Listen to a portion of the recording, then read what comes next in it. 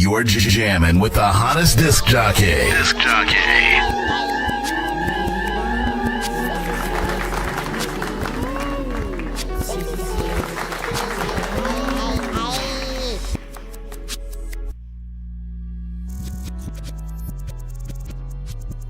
Exclusive hot new mix.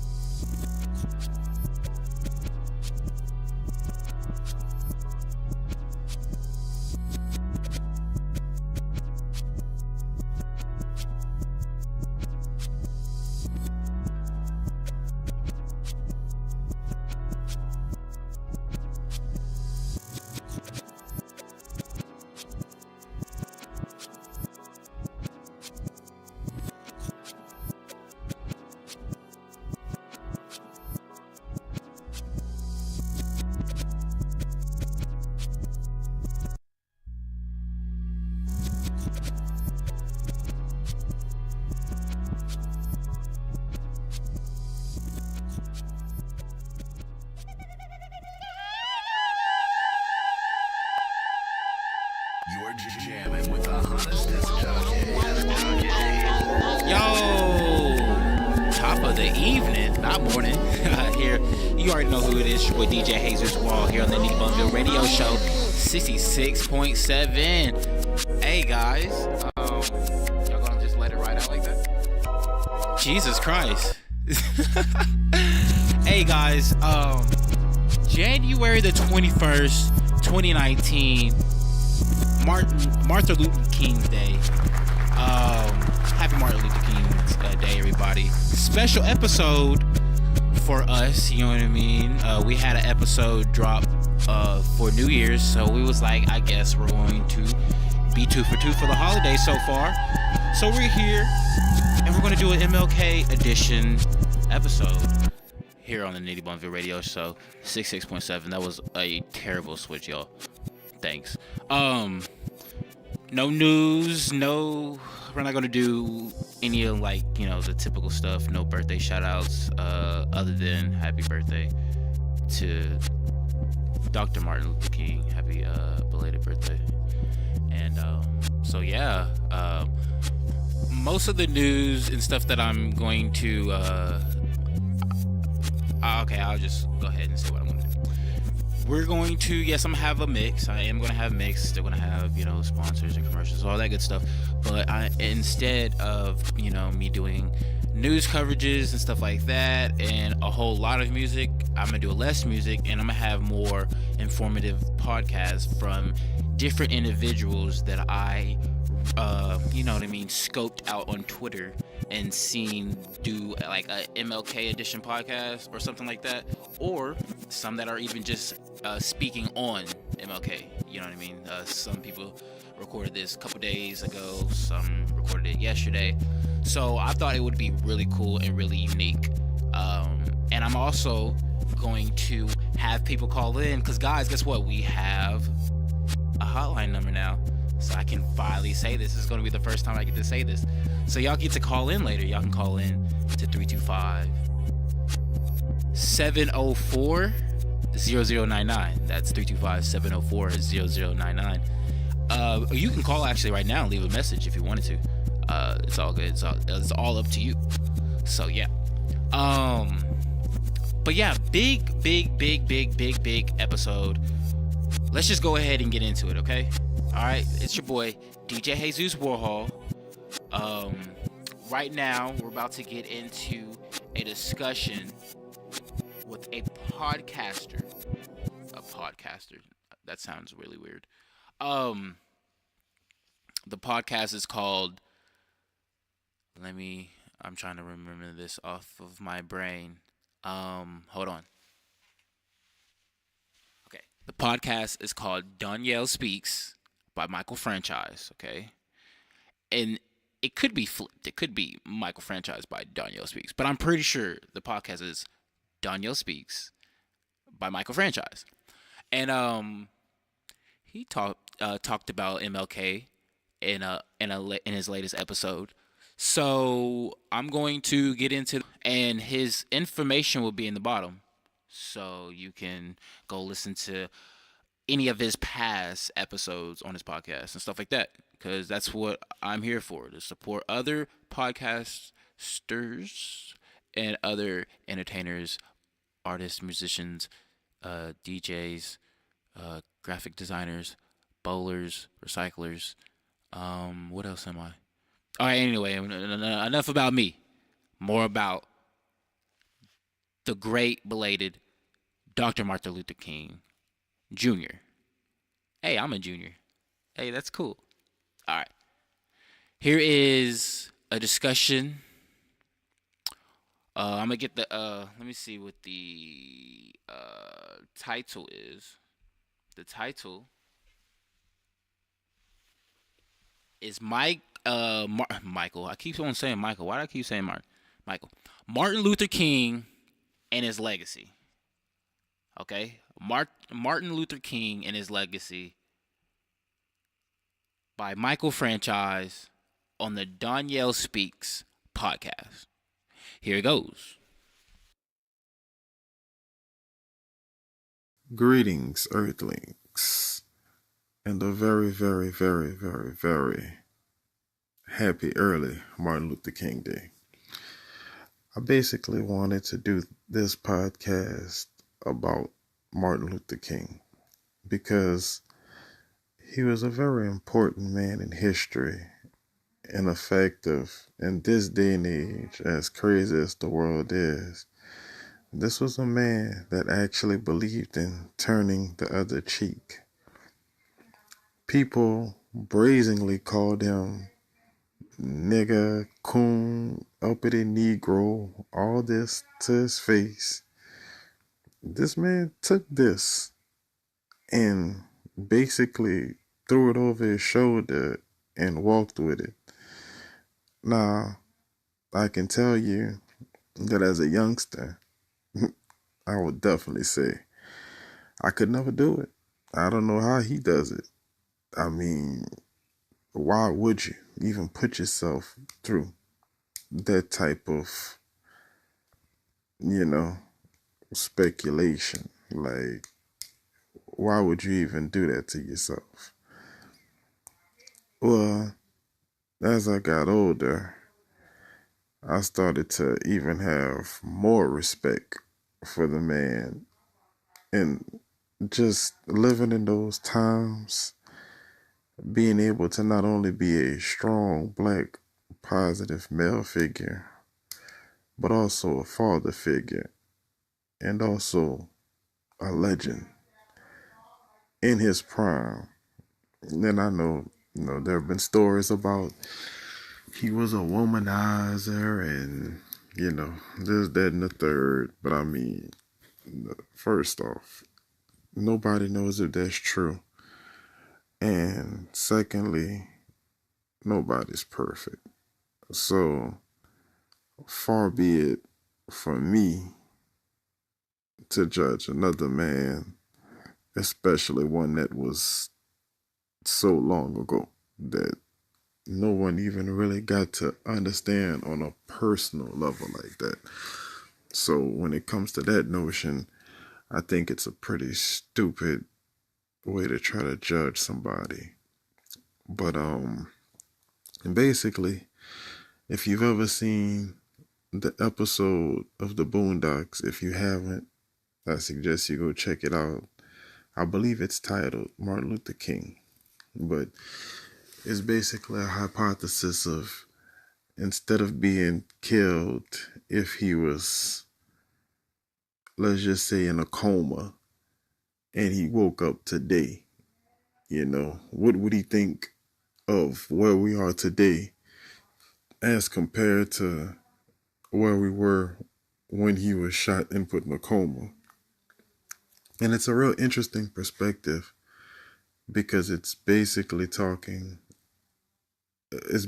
like just saying this is where we've gone.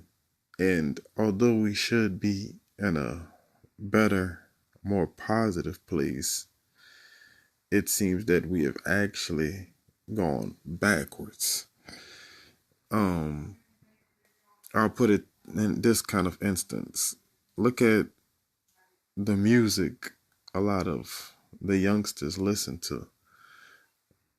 I'm an 80s baby, so I came up with the Tupacs, the Notorious B.I.G.'s, Groove Theory, even Master P, like UGK. It was music that didn't glorify too much of the good life, but it damn sure had a story to tell with the bad life. In other words, yeah, you can go out there and you can sell drugs and you can be a drug kingpin, but you should know that the end of that story is that you're either going to be in jail or dead. It's as simple as that. And these days, youngsters only tell one side of the story. And I think they don't understand that that's the problem with what the older guys have with their music.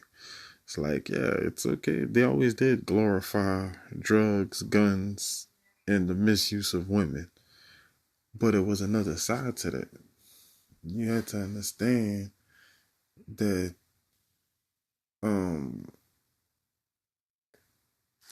it was a double-sided effect, Like, we talk about this and that, but understand that we know better, and we know as we grow, our music's going to grow, and we're going to reflect a different type of music. And Tupac was actually getting to that point to where, of course, he did. He always made songs for positive women. It put a positive light on women. Your dear mamas, to keep your head up. Even Brenda's Got a Baby. It's a storytelling, and I just think that we've missed that point. So yeah, if Martin Luther King had to wake up today, I think he would be very disappointed. Even on his day, his namesake day, brothers out there killing each other, shooting each other, being completely ignorant to the day and what it's supposed to be about.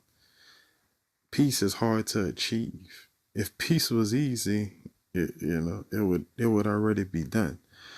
Peace is a challenge. And the fact that we have people today that don't want to challenge themselves, I think that's the scariest part of it all. So I'll ask this question to you. If Martin Luther King was alive, would you think he would be happy about what he's seen? Have you done anything to further indoctrinate the dream that he had? Have you done anything that negatively impacts the dream that he had? Think about that for a second. Just kind of chew on it. And if you have any feedback, let me know. I'm probably going to touch on this subject again, but this was weighing heavy on my head. So I really just wanted to discuss it. But yeah, think about that. The impact he had back in the day and where we've gone with it today. Okay, that'll be the episode for today. Like I said, hit me back and let me know. Peace out.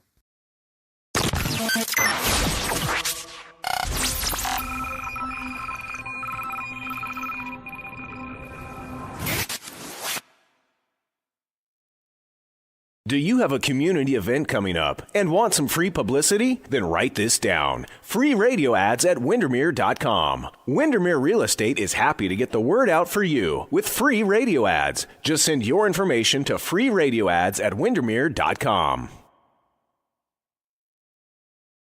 Chicken FM. The voice of car insurance call center's man. With DJ Cook. Call center chickens often ask me about SwiftCover.com. Like, how could they give a quote in under 60 seconds? Why don't they have call centers? And why are they so cheap? Those kind of questions scramble my eggs, man. The answer? SwiftCover.com is so price confident that if you can find cheaper car insurance in 14 days, we'll give you all your money back.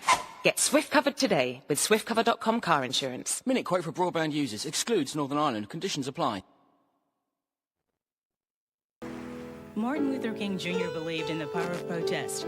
On the first day of the Montgomery bus boycott, he told followers, "Freedom is never given to anybody.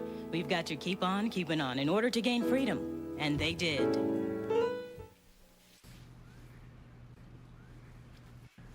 You've been listening to NittyBumVille Radio 66.7.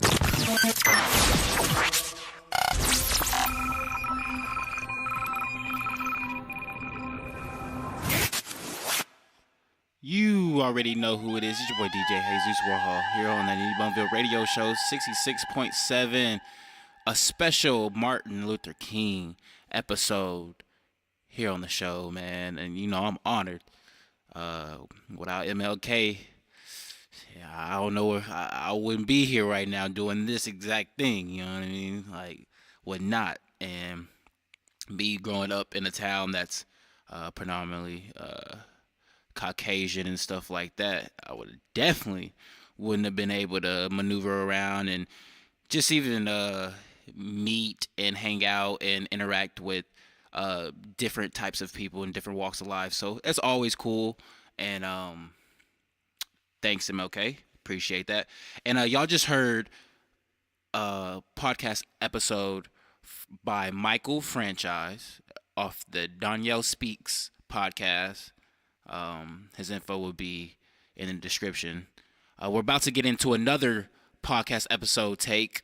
This one is from the Elijah Coles Brown Show, podcast show by Elijah Brown. This episode is called "Continuing the Legacy of Dr. Martin Luther King Jr." On this one, he's going to talk with a young man, Brandon Bonner, who's 17 years old. He's the president of the Nubian Village chapter of the National Society of Black Engineers in Richmond, Virginia. Yeah, that's awesome. And he's here to discuss, there to discuss, how to motivate, or what motivates him to be excellent, and how to, work with younger people to get involved with STEM, STEM as in science, technology, engineering, and mathematics. Big component. And the next key for our next generation, because everything's moving to technology and computers and software and stuff like that. So that is a real big thing. And if you know how to do math, it's easy for the computer, and it all goes hand in hand. Technology, math, science. So that is awesome. So we're about to get into insert that episode right here, right now. Why not? It's MLK Day. They're discussing the legacy, or continuing the legacy of MLK. That's exactly what I want to do. So why not? All right, cool. So here we go. This is continuing the legacy of Dr. Martin Luther King Jr. off the Elijah Cole Brown Show with Brandon Bonner. All right, here it goes. Today, we're going to be talking to Brandon Bonner, and he's actually one of my peers because we work together in this group called the National Society of Black Engineers, and he's actually the president of the Richmond, Virginia chapter of the Nubian Village Academy. And I was the president for 2 years, but he's my successor right now, and we're going to try to talk about young people that are invoking the spirit of Dr. Martin Luther King Jr. and what he's doing and trying to make a change. He's even the chair of the New Kent County Clean Committee. He's helping clean up his community. He's going to graduate from New Kent High School with an advanced diploma next year. And he's going to be participating in a lot of programs, and he's going to be trying to become and do his duty as a citizen to become a mechanical engineer. And he's already been accepted into the School of Engineering at Auburn University. His GPA is very high, and he's a very intelligent young man. Actually, no, he's older than me, so I can't call him a young man. But without further ado, I want to introduce to the hub Brandon Bonner. How are you doing, Mr. Bonner? Thank you for having me. It's great to actually have you on the show, Mr. Bonner. Reading your bio, you're magnificent. You're such an intellectual and educated person. What do you do to continue your goal to be educated and to continue to learn? Well, of course, thank you. But I was pushed to do well in school a lot by my parents, and they encouraged me to be in that early college program. And that to get the associate's degree, I have to take those higher level courses. And I've just made sure to study hard. And a lot of that is fueled by my curiosity. Because of that, I was able to have success. Curiosity can be a very powerful thing if used right. And I can obviously see that you're using it to your benefit. If you're able to be accepted into these top-notch colleges, your GPA has to be high. So what about your GPA? So yeah, I have over a 4.0. And again, that comes from taking those college level courses, which are weighted higher. You're in advanced placement? Yes, I'm in advanced placement courses, which those are regulated by the College Board. And I'm also in dual enrollment courses, which get their credit from a local community college. So how old are you, Brandon? What grade are you in as well? Yeah, so I'm a senior in high school. I'm 17 years old. So Brandon, tell us about this book that has inspired you. Sure. So when I was in the third grade, I got a book that was just about space, and it was a picture book. And I remember just being amazed at all the stars and the planets and the rocket ships. And from that point onward, I just had an interest in science. And that's why it was just amazing. I think I found NSBE in the 7th grade, and I just knew that I wanted to do something. I'm glad that you're continuing to do this work as far as mechanical engineering and in aerospace. We obviously know the difference, but a lot of other people don't know the difference. So can you explain the difference between those two? Yeah, so mechanical engineering deals with the inner workings of cars, and aerospace engineering deals with astronautic engineering, which is spacecraft, and aeronautic engineering, which is airplanes. So working on either of those would be considered aerospace engineering. I'm glad that we have someone like you who's continuing your duty as trying to become more involved with STEM, because we need more African Americans in STEM fields. You are such an inspiration to me, and because I wanted to do mechanical engineering for about 4 years, but now I'm looking more towards nuclear engineering actually. But knowing that you're continuing to achieve your goals and continuing to achieve your dreams, I can see you're channeling the spirit of Dr. King, because the common thing between you and Dr. King is that both of you are working towards your goal and doing everything you possibly can to make sure that it happens. And that's such a powerful thing. It's such a powerful spirit and a powerful mindset to have. Who has supported you throughout all of your endeavors, and who has inspired you to do what you do? Well, my parents are very important in that. You know, they've encouraged me to take all these hard classes and to do my best at school. They've taken me back and forth between all my extracurricular activities. So they have supported me through all of this. And then, of course, I have other historical figures. Martin Luther King Jr., of course, he did so much to make what I do possible. So he's very important to me. And, of course, Jesus Christ, because I always look to him in the Word as he is the standard that I look up to. So all three of these groups. It's awesome that you're able to look up to such a powerful figure. But I know that we're actually both a part of NSBE, which is National Society of Black Engineers. And I was the president of NSBE for 2 years, but now You currently serve as president, and this is your second year as well. What are you doing to try to encourage other young people to become more involved with STEM? Because you're obviously on your way to do something magnificent. So what are you trying to do to help other young people as the president of NSBE? I help the group in the various events that we go to. I try to be a positive role model to them and to show them that there's a lot to learn. So I try to make sure that the STEM field is emphasized because it can be the pathway to success. That's true. STEM is one of the most important fields because STEM takes up so many of the job and career opportunities, and a lot of people don't even understand that.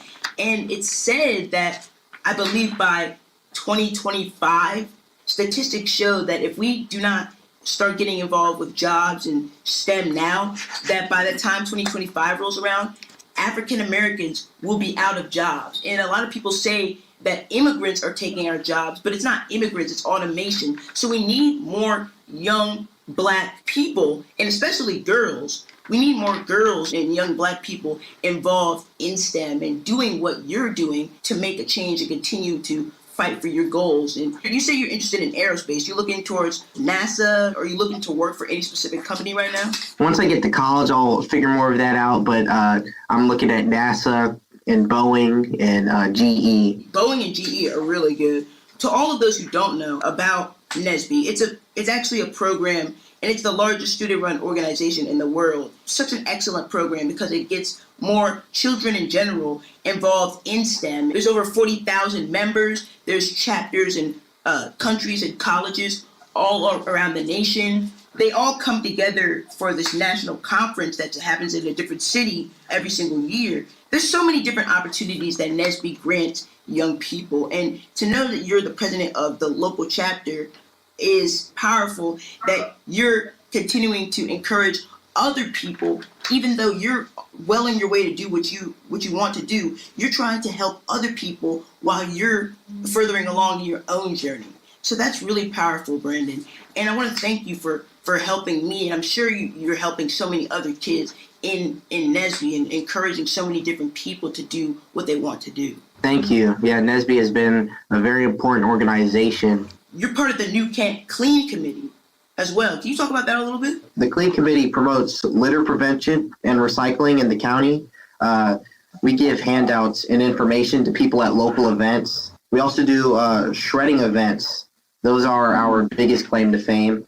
And we're even planning a New Kent County Clean Day, which will include tire recycling, electronic shredding, and paper shredding, as well as various groups around the county cleaning up certain areas. How does you being involved with the Clean Committee, how does that help our environment to become better?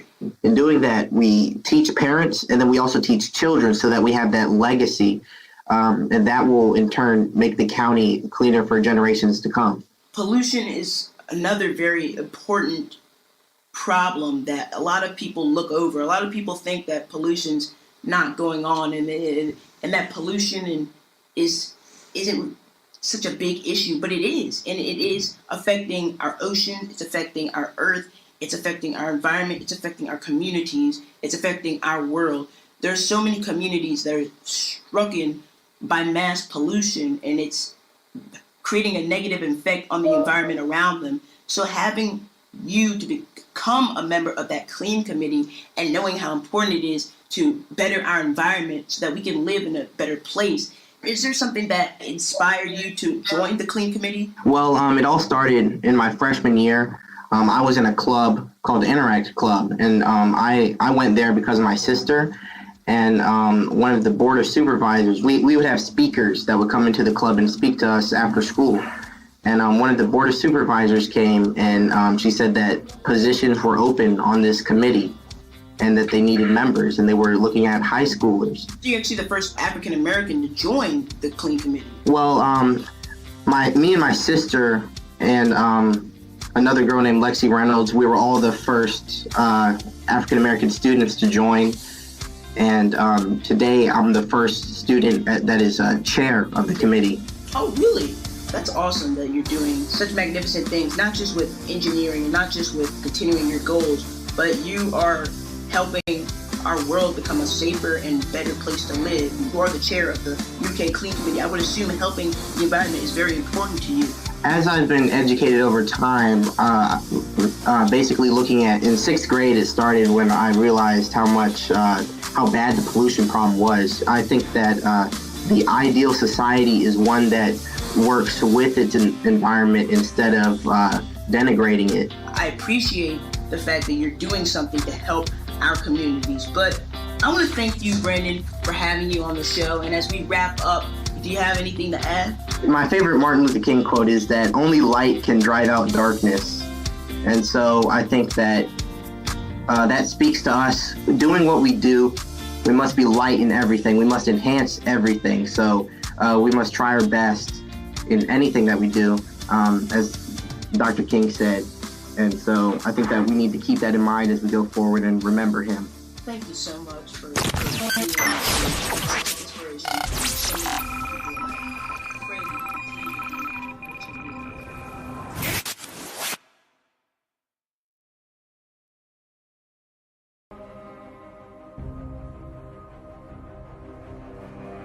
Five score years ago,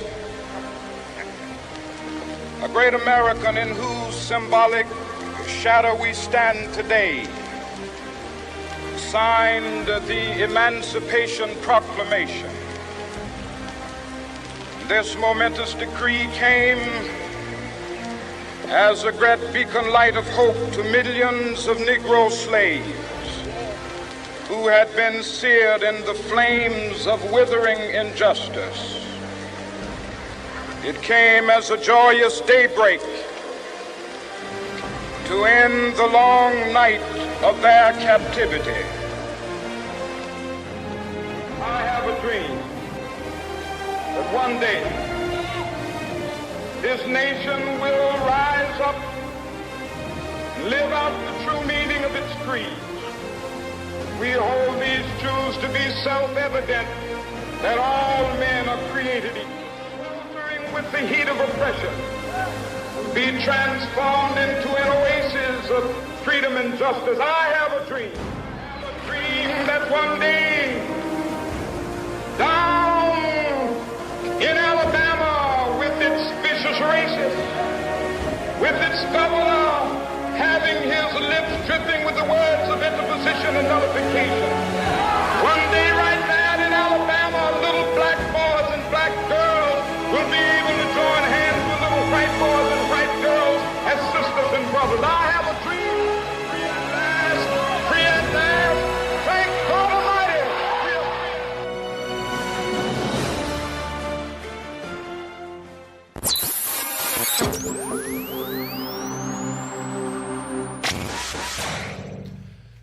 You already know who it is. It's your boy DJ Jesus Wall here on the NittyBumVille radio show.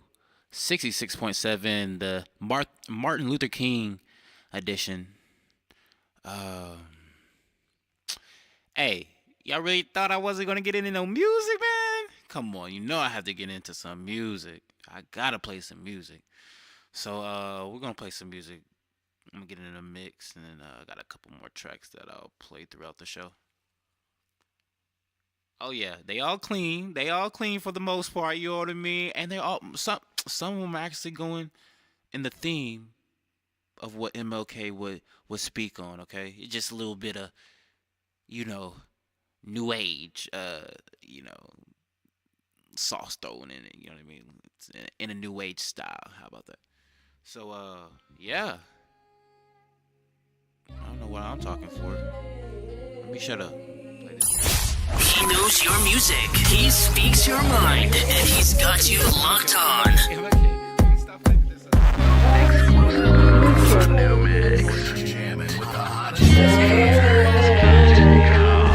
Stay focused, never lose sight of the dream. Stay focused, never lose sight of the dream. Stay focused, never lose sight of the dream. Stay focused, never lose sight of the dream. Stay focused, never lose sight of the dream. Stay focused, never lose sight of the dream. NittyBumVille Radio 66.7. I smoke this editor, turn reality into a dream. The pain and pressure of life keep getting the best of me. All the violence that I'm seeing on the TV screen, I cringe every time because they look like you and me. I'm black, and I'm proud. But sometimes it's hard for me to even crack a smile. Stay to myself because I see the world is wilder now. Ain't got no friends around, who can I trust now? Don't trust the cops cause I'm feeling like a target round.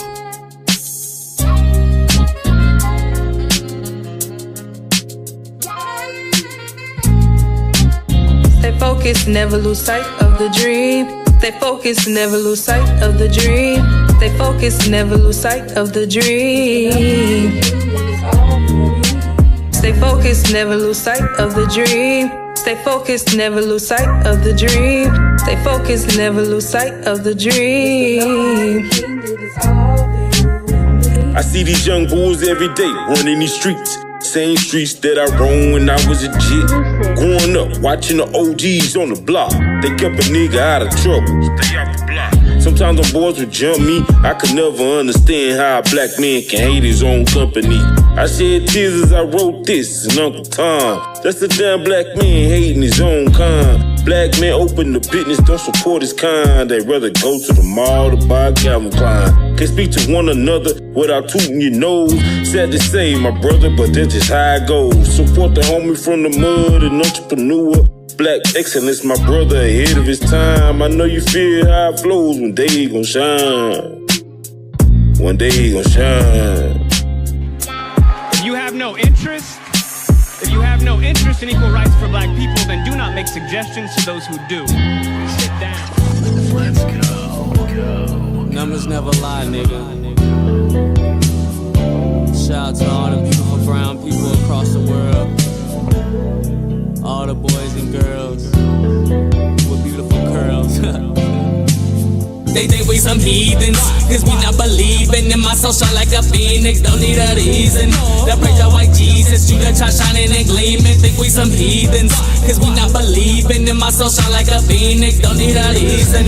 The praise of white Jesus, you the child shining and gleaming. Think we some heathens, cause we not believing in my soul shine like a phoenix, don't need a reason. The praise of white Jesus, you the child shining and gleaming. Think we some heathens, cause we not believing in my soul shine like a phoenix, don't need a reason.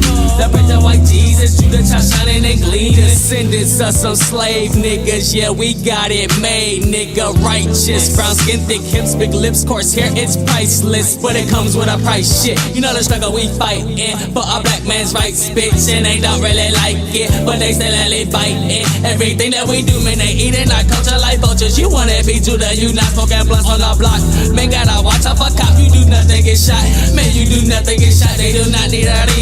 15 and he bleeding, cause they thought he was demon. They mistake them for demon, now that boy not breathing. And they think we some heathens, cause we not believing in my soul shine like a phoenix, don't need a reason. The praise of white Jesus, to the top shining and gleaming. Think we some heathens, cause we not believing in my soul shine like a phoenix, don't need a reason. The praise of white Jesus, to the top shining and gleaming. Power and art, you sit in the dark. Regime got the spark, regime in the light. It's evil we fight, bend in the heart with a knife. We conquer and slice these waves, creating our lane, absorbing and dishing the pain. No tears and no pain, was like with no tears and no pain. A blending emotionless game.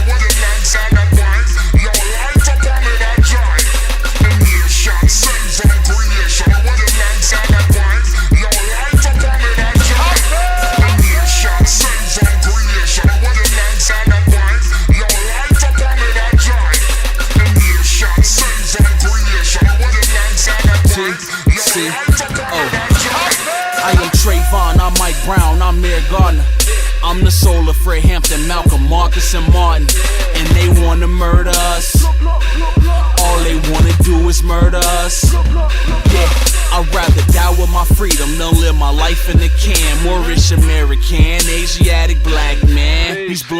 Cause know they feeding off the black man. And the 85 don't even know what's happening. It's a damn shame, another man slain by the CPD, the biggest damn gang. Them po-pos will put you in chokeholds and blow holes in you. Ain't no just us praying they don't kill you. Either way you still lose, only speak what I've been through. Been racial profile, middle finger the judicial system. Came back from Europe with a different mental. I'll be damned if my son gotta live through what I've been through. Hey, I'm Trayvon, I'm Mike Brown, I'm Eric Gardner. I'm the soul of Fred Hampton, Malcolm, Marcus, and Martin. And they wanna murder us. All they wanna do is murder us. Yeah, I am Trayvon, I'm Mike Brown, I'm Eric Gardner. I'm the soul of Fred Hampton, Malcolm, Marcus, and Martin. And they wanna murder us. All they wanna do is murder us. One nigga teach two niggas, three teach four niggas, and them niggas teach more niggas. Alright, say less You've been listening to NittyBumVille Radio 66.7. I say hands up, don't shoot, the whole world is watching. Hope I make it to 21, cause I have no options. I say hands up, don't shoot, the whole world is watching. Hope I make it to 21, cause I have no options. I say hands up, don't shoot, the whole world is watching. Hope I make it to 21, cause I have no options. I say hands up, don't shoot, the whole world is watching. Hope I make it to 21, cause I have no options. Cause I have no options. Da da da da da. Da da da da da. Da da da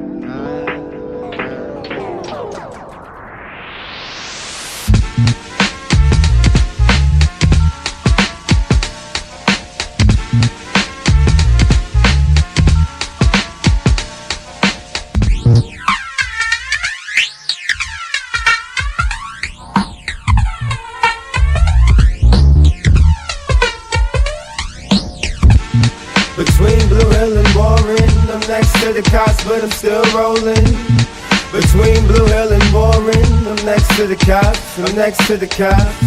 Between Blue Hill and Warren, I'm next to the cops, but I'm still rolling. Between Blue Hill and Warren, I'm next to the cops. I wake up with a lot of fuel in my soul. Stay lit, I'm on fire, generating me to blow. I develop like a lotus, I develop like a rose. My music make your head spin, Emily Rose. Your envy was cold, your skin getting chills, but you denying the flow. Early mornings with the upper house delivery. Until pancakes and some eggs for the energy. Putting money in my Charlie, heading to my destination. It could be a show, check event with reservation. I'm motive is basic, I'm one of y'all shit, I couldn't do nothing, so homie, just face it. My style, you just trace it, so these copyrights get vain. And Mass Savage, Brookline, recording all the mayhem. It's more than rap, my rhymes are great in conversations. It's true, in fact, I teach a workshop until the day ends. What are you guys doing over here? Yo, every fucking time I do. Bro, Yo, calm what do you down, want? calm Yo, down. nah, bro, this nigga don't fuck. Yo, what's your badge number, bro? What's your badge number? Between Blue Hill and Warren, I'm next to the cops, but I'm still rolling. Between Blue Hill and Warren, I'm next to the cops, I'm next to the cops. Between Blue Hill and Warren, I'm next to the cops, but I'm still rolling. Between Blue Hill and Warren, I'm next to the cops. You've been listening to NittyBumVille Radio 66.7. Hey guys, happy MLK Day. Hey man, thank you MLK. MLK's legacy helped me and everyone in this country, whether you like it or not. Sacrifice. We all have to sacrifice. That's the American story, right? Sacrifice and working hard. And that's what he had to do. He had to sacrifice and he worked hard for his dreams to come true. A lot of people nowadays can't even sacrifice a percent of what he had to do because they're too afraid of losing materialistic things and anything like that. So I'm just saying, spread love, spread positivity, be the change you want to be, whether you like it or not. Okay? Come on. It's no choice about this. It's the right way or the wrong way.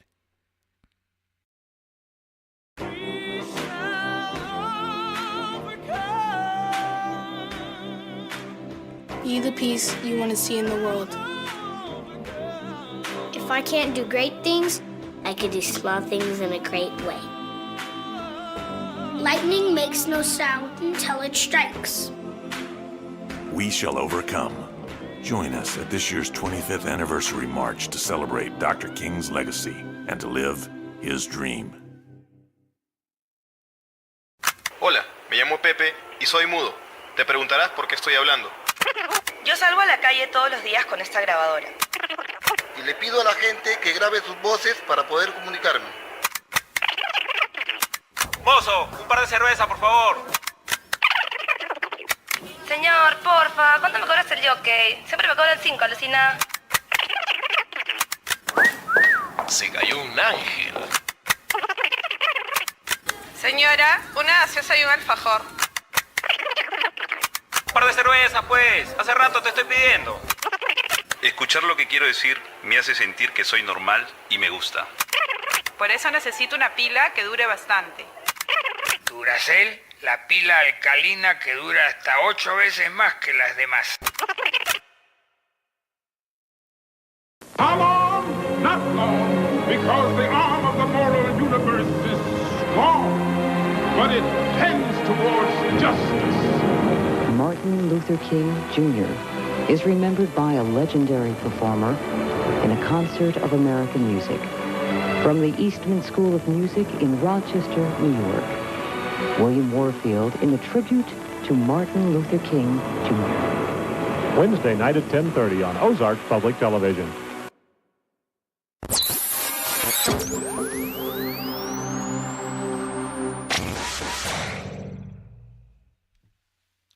You already know who it is. It's your boy DJ Jesus World back here on the NittyBumVille radio show 66.7. We're about to get into another podcast take. This podcast is called The News Beat. Okay. It's hosted by Many Faces. All right. The title's called MLK 2019, What They Won't Teach You in School, okay? By the Newsbeat podcast. All right, here it goes. I am Brother Cornell West, and this is Newsbeat. Hey everyone, this is Manny Faces, producer and host of Newsbeat, where we meld journalism and hip-hop to tackle the most pressing social justice issues of our day. Our inaugural podcast in January 2017 was titled MLK Jr., Unfinished Business, and it took an in-depth look past the pioneering civil rights leader's oft-quoted historical epitaph of "I have a dream" to reintroduce what he'd considered to be his lasting legacy, the Poor People's Campaign, uniting all of America's disenfranchised, regardless of race, to culminate in an unprecedented march on Washington and encampment on the National Mall to demand an economic Bill of Rights. It was that initiative, and not the 4 syllables for which he's widely remembered, that likely resulted in his murder in 1968. That debut episode featured powerful insights from Pastor Roger C. Williams of the First Baptist Church of Glen Cove, New York, which were punctuated by passionate original rap verses from our artist in residence, hip-hop recording artist Silent Night. Now, since so much of what Dr. King preached more than 50 years ago is still pertinent today, perhaps even more so, we revisit his timeless legacy annually.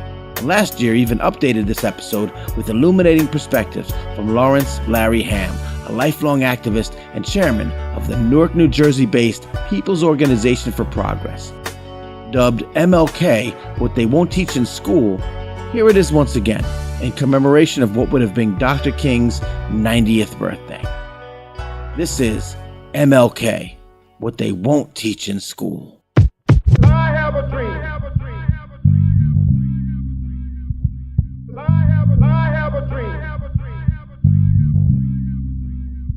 I must confess that that dream that I had that day has at many points turned into a nightmare. Roger C. Williams, pastor, First Baptist Church. As the pastor of a Baptist church, I'm often pressed into service by local officials to participate in a day of remembrance for the late Dr. King. Invariably, the day's events invoke the most famous of his words. I have a dream. It seems the entire legacy of this man has been distilled into these 4 words, packaged and spoon-fed to the public. But this was merely a moment in time in an evolution of thought. It in no way embodies the complexities of the man or the movements he inspired. And we're doing a disservice to our children by striking a single note over and over again, expecting them to hear the entire symphony.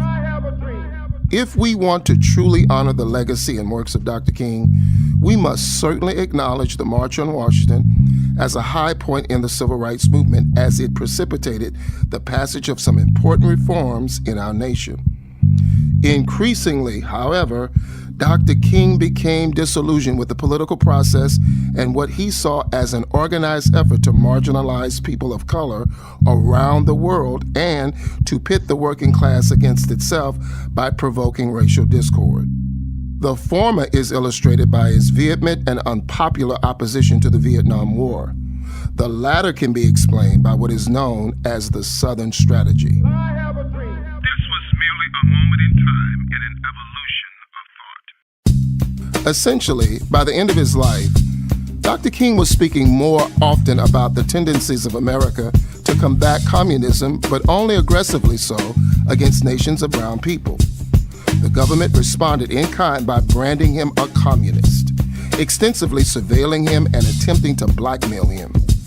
He was also vocal about economic issues and what he believed to be an assault on poor people, instead of poverty itself, and a subversive campaign to turn members of the white working class population against black workers, particularly in the South. In fact, the last movement he was to carry forth was called the Poor People's Campaign. This, he believed, would truly be his legacy. More than likely, it was this that got him killed. At the very same time that America refused to give the Negro any land, through an act of Congress, our government was giving away millions of acres of land in the West and the Midwest, which meant that it was willing to undergird its white peasants from Europe with an economic floor. But not only did they give the land, they built land-grant colleges with government money to teach them how to farm. Not only that, they provided county agents to further their expertise in farming. Not only that, they provided low interest rates in order that they could mechanize their farms.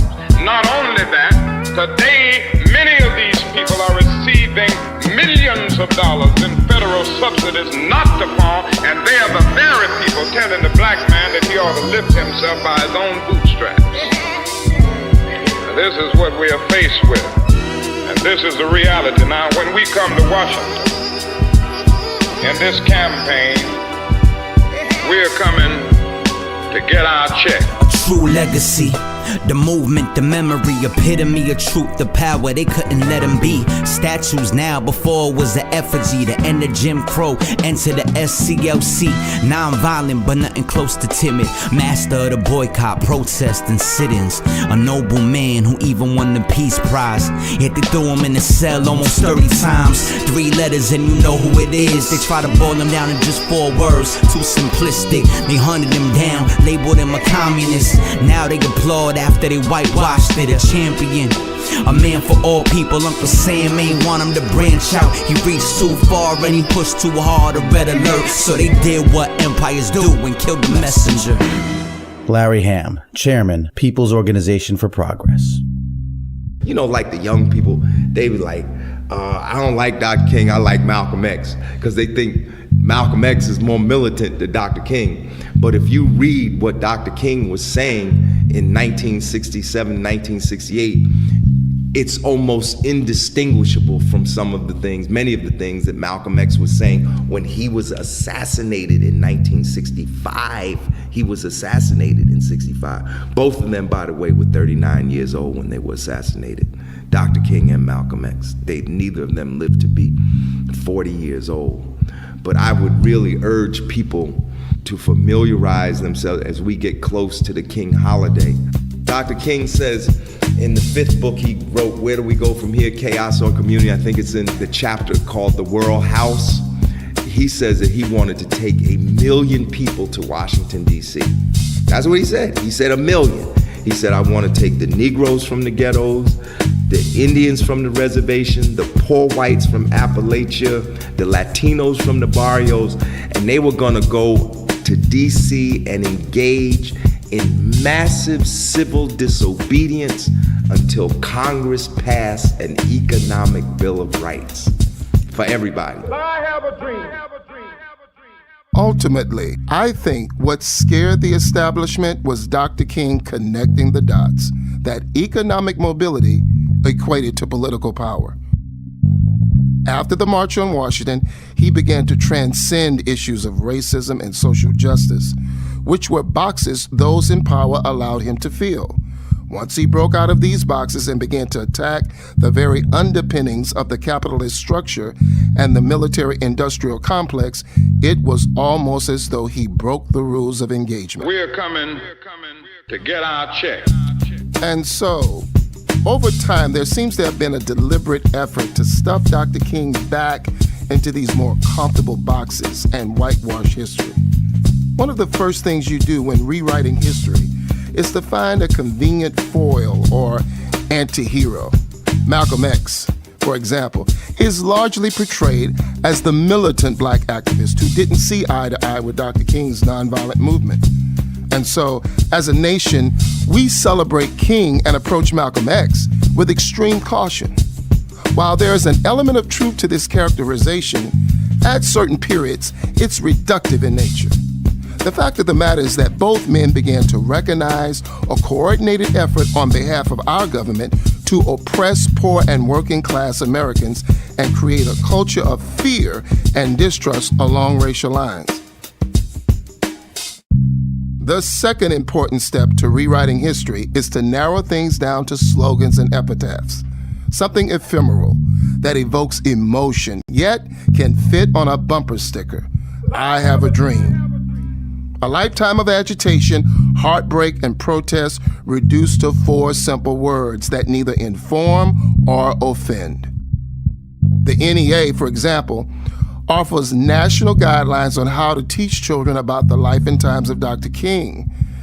It's as though he finished that speech and simply disappeared from public life, only to be shot and killed after 5 years of silence. The lesson plans show our teachers how to speak to children about nonviolence and passivity and the importance of the marches and boycotts in Selma and Montgomery. They listen to sections of I Have a Dream, and that's basically it. They even have a link to the rap video from Common called A Dream, which is supposed to connect young people today through hip-hop. But even this video is the perfect example of whitewashing history, because it's the title song and music video to a movie called Freedom Writers, where Hilary Swank, the white savior teacher, finds herself assigned to an inner city class full of troubled ethnic teens. It's a typical, well-meaning Hollywood liberal portrayal of the white man, or woman in this case, who saves the day by inspiring kids to reach beyond their circumstances and make something of themselves. They are the very people telling the black man that he ought to lift himself by his own bootstraps. I think that Martin Luther King, Malcolm X, I mean, when you listen to their speeches, it's like they're talking about today, you know? I mean, this is why you can listen. You hear Dr. King start to talk, and it's like, well, what is he talking about now, you know? We have a Dr. King holiday. We had to fight for that. We have in every town, there's Martin Luther King Street, there's a school. King's writings, particularly the writings in the last 2 years of his life, are particularly relevant. Like, why do we have a Dr. King holiday and none of the 6 books that Martin Luther King wrote are required reading in any public school? What's the sense of closing the school if the children, the young people, the students are not going to know what he stood for, what his principles were, what he was fighting about? People really should go to the speeches that Dr. King gave like 1967 and 1968. If you want to know where Dr. King's head was, read those speeches, read A Time to Break the Silence, which was, people call it Why I Oppose the War in Vietnam, but the actual title of the speech is A Time to Break the Silence. Perhaps a more tragic recognition of reality took place when it became clear to me that the war was doing far more than devastating the hopes of the poor at home. It was sending their sons and their brothers and their husbands to fight and to die in extraordinarily high proportions relative to the rest of the population. We were taking the black young men who had been crippled by our society and sending them 8,000 miles away to guarantee liberties in Southeast Asia, which they had not found in Southwest Georgia and East Holland. So we have been repeatedly faced with the cruel irony of watching Negro and white boys on TV screens as they kill and die together for a nation that has been unable to seat them together in the same schools. So we watch them in brutal solidarity, burning the huts of a poor village, but we realize that they would hardly live on the same block in Chicago. I could not be silent in the face of such cruel manipulation of the poor. Like most important figures throughout history, there was so much more to Dr. Martin Luther King Jr. than is portrayed in the media and in the classroom.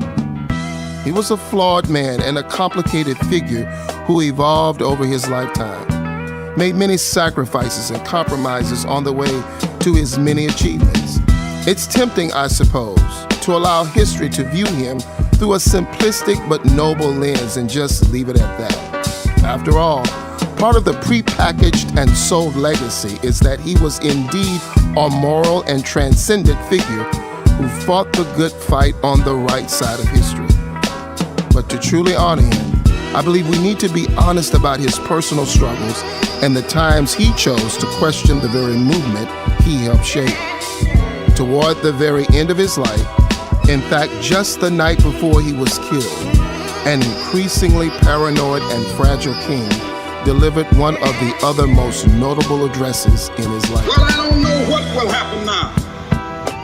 We've got some difficult days ahead. But it really doesn't matter with me now, because I've been to the mountaintop. I don't mind. Like anybody, I would like to live a long life. Longevity has its place.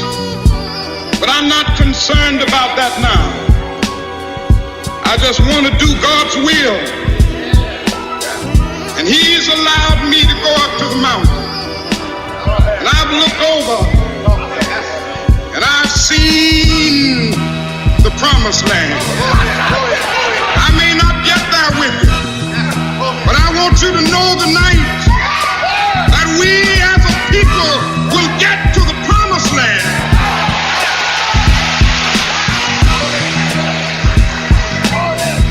So I'm happy tonight. I'm not worried about anything. I'm not fearing any man. Mine eyes have seen the glory of the coming of the Lord.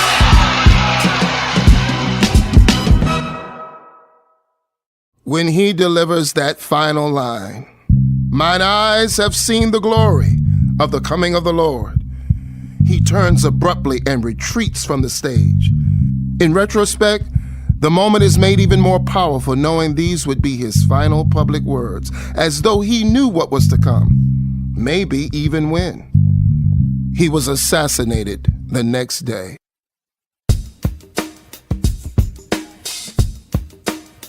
In the end, Dr. King's legacy should be one that speaks to all people. The monolithic portrayal of him as a crusader for social and racial justice diminishes the more revolutionary aspect of his leadership. In many ways, we're only beginning to wrap our minds around the language he was using in the 60s. When he said, "This country has socialism for the rich, rugged individualism for the poor, it may as well be Bernie Sanders out there campaigning. You see, the brilliance of Dr. King was his ability to see the entire picture, a spectrum of issues that were interwoven within a capitalist system designed to separate working people from economic power. That economic Bill of Rights Dr. King first talks about in the fourth book, Why We Can't Wait. In that book, he called it a Bill of Rights for the socially disadvantaged. But by 1968, he was just calling it an economic Bill of Rights. But really, Dr. King was taking a leaf from the notebook of Franklin Delano Roosevelt, because many people don't know that Roosevelt was saying that the country needed an economic Bill of Rights before he died.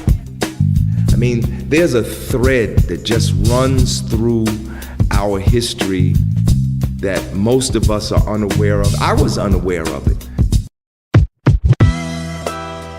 As much as we would like to paint him as the patron saint of nonviolent action against institutional racism, Dr. King was, in reality, a radical and revolutionary voice cut down for challenging systemic oppression. Yeah, a true legacy. The movement, the memory, epitome of truth, the power, they couldn't let him be. Statues now, before it was an effigy. The end of Jim Crow, enter the SCLC. Non-violent, but nothing close to timid. Master of the boycott, protest, and sit-ins. A noble man who even won the Peace Prize.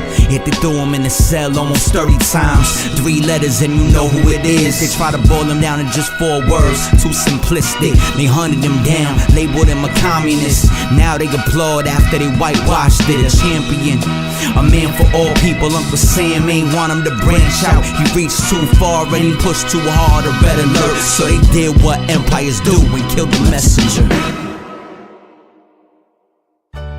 Man, now no matter how many times I listen to this episode, I still get chills. And for sure, this man had a gift. This is Manny Faces. Once again, folks, thank you so much for listening. Now, as you heard in this episode, though lesser known, it was the Poor People's Campaign that Dr. King truly felt would be part of his lasting legacy, and the initiative he believed held the power to force substantial change. Just as the Poor People's Campaign continued on in his name following his murder in 1968, it's important to know that this critical movement continues on through today, uniting tens of thousands of people across the country in collective protests, challenging the evils of systemic racism, the war economy, poverty, ecological devastation, and the nation's distorted morality, among other critical issues. Rebranded as a national call for a moral revival, the most recent incarnation of this mass mobilization for economic equality has been led by co-chairs Reverend Dr. William J. Barber II and Reverend Dr. Liz Theoharis. Learn more about them and how you can get involved at poorpeoplescampaign.org. Now, the U.S. government officially commemorates Dr. King's birthday of January 15th with an annual federal holiday on the third Monday of that month, called the MLK Day of Service, with communities across the country paying tribute to the life and works of the great civil rights leader through a wide range of events and social justice-related initiatives. This year, it falls on January 21st. Contact civil rights organizations and other advocacy groups in your neighborhood to learn how you can become involved, and check out nationalservice.gov to explore a searchable database of MLK Day volunteer opportunities by city and zip code to locate one near you. Lifelong activist Lawrence Larry Ham's group, the independent grassroots community and Newark, New Jersey-based People's Organization for Progress, consistently organizes and mobilizes in defense of human and civil rights, hosting and sponsoring a wide range of initiatives throughout the year to address a diverse spectrum of social justice issues, from police brutality to income equality. Learn more about them and get involved at njpop.org. Pastor Roger C. Williams of the First Baptist Church of Glen Cove, New York, has long been an outspoken champion of human and civil rights, as well as an inspiring and influential leader of his own community. As explained on his website, the First Baptist Church of Glen Cove welcomes all people into its fold, bestowing blessings and eyeing them as one all. Everyone is welcome to join the regular service and prayer sessions held in the church and participate in its many events and activities, among these Bible readings, forum discussions, and various group meetings. Learn more at firstbaptistchurchgc.org. Now, hip-hop recording artist Silent Night has been our artist in residence since our debut MLK episode back in 2017. And he's contributed his passionate voice, incendiary lyrics, and gifted talent to Newsbeat episodes covering everything from the lack of universal compensation for the wrongly incarcerated and eventually exonerated to the U.S. government's ongoing attack on press freedoms. The frontman of the jazz, hip-hop, soul rock fusion outfit, the band called Fuse, he and the group helped lead Newsbeat to be crowned the New York Press Club's 2018 Best Podcast in a wide-ranging journalism competition. And Silent Night was also recently named an Innocence Ambassador by the nonprofit Innocence Project, which works to exonerate those wrongly convicted of crimes through DNA testing. Learn more about him and listen to his many projects at Silent Night, that's night like the chess piece, silentnight.bandcamp.com and bandcalledfuse.com. As always, Newsbeat is brought to you by Maury Creative Studios, a growth-driven, New York-based HubSpot partner agency helping companies leverage the HubSpot platform to achieve sustainable digital growth. Check them out at maurycreative.com and learn how to grow for good. Now remember, there's a full cover story accompanying this and every Newsbeat podcast episode, along with extended guest and musical artist bios, some pretty dope merchandise in the store, and much more at usnewsbeat.com. Our incredible blend of journalism and original music is made possible by the generosity of listeners like you. So if you've enjoyed what you've heard and believe in the mission of weaponizing independent journalism and independent music to combat social justice issues, please consider contributing to the cause at usnewsbeat.com/support. And either way, subscribe and rate and review us on Apple Podcasts or anywhere you get your favorite podcasts. Once again, I'm Manny Faces, and on behalf of the entire Newsbeat team, I thank you for listening. We've got some great episodes in the roster for 2019, along with some special projects we'll be working on. So subscribe, tell your friends, your family about us, and help spread the word. Remember, change starts with you. Until next time, one love. Power to the people. We're out.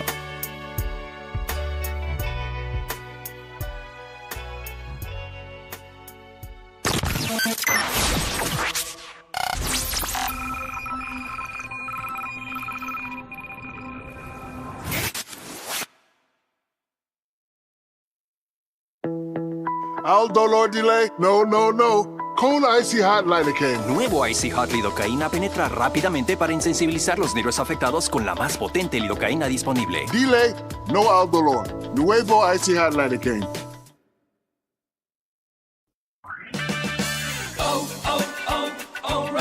It's O-Rewards Member Appreciation Month at O'Reilly Auto Parts. Stop in today and check out store-wide savings, plus earn double points on over 225 items. It's our way of saying thank you. If you're not already a member, sign up today during O-Rewards Member Appreciation Month. It's fast, easy, and free. O'Reilly Auto Parts. Better parts, better prices every day. O'Reilly Auto Parts.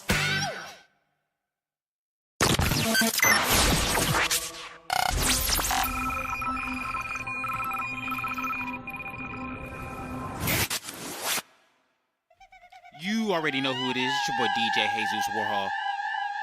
Back here on that NittyBumVille radio show, 66.7. I'm about to play a couple more tracks, maybe a track or maybe a couple more tracks. And then I'm going to close it out for the show. It was an eventful MLK. I loved it. I appreciate it. Can't wait for 2020. Y'all holla at us. Make sure y'all go check out all the previous episodes. We got ad spaces now. You know what I mean? If y'all need any ad spaces, holla at us, you know what it is. Hey, make sure you call us. Leave us a message at our new hotline number, 325-704-0099. That is 325-704-0099. Leave me a message or sing me some Drake lyrics, okay? You can call me on my cell phone. Late night when you need, and ever since you.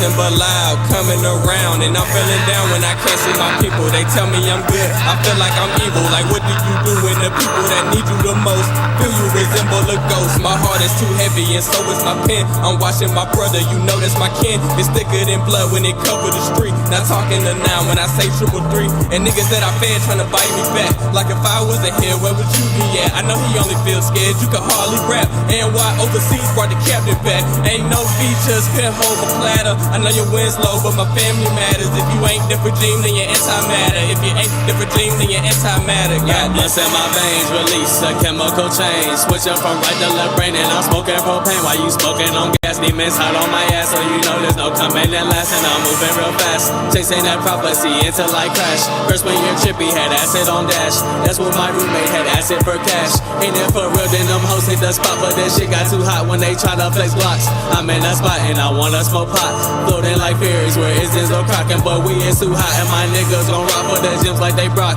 Diverging, we ain't gon' stop. Diverging, we ain't gon' stop. Triple threes, nigga, regime, and you know we won't drop.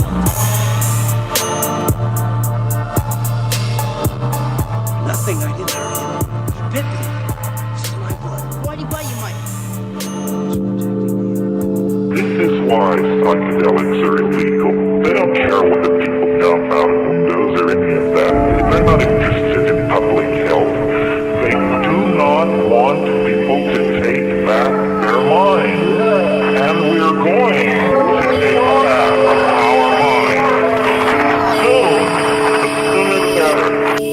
I hang out with nerds, hippies, and thugs. The one thing we got in common is we all do drugs. Me and my mother hate each other cause we have different religions. She's a hard-ass Christian, and I can't make a decision. I'm thinking that I'm atheist, but maybe I'm agnostic. I don't believe in Jesus or Muhammad as the prophet. War in my head, debating God versus logic. I don't know what's wrong with me, but I can't fucking stop it. I'm at school with high every day, bringing all the weed in. I'm something like gas prices high for no reason. Calling Earth, I'm higher than Google Earth. Hawaiian trees on my shirt, I've been a hippie since birth. I smoke a bowl of beautiful Popeye spinach. I really think I'm the second coming of Jimi Hendrix, cause the way me and you see is completely different. And I'm spitting this verse for God if he even listening.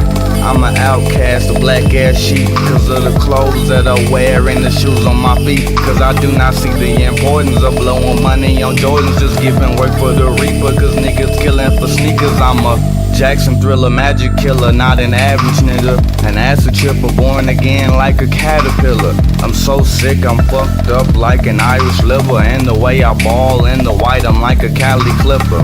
And in life, you'll never get your fair share, cause they just wanna dress you up like a Care Bear.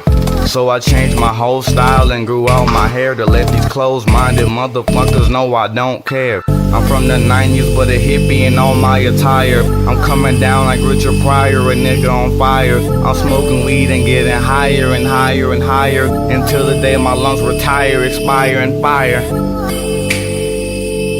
And higher, until the day my lungs expire, retire, and fire.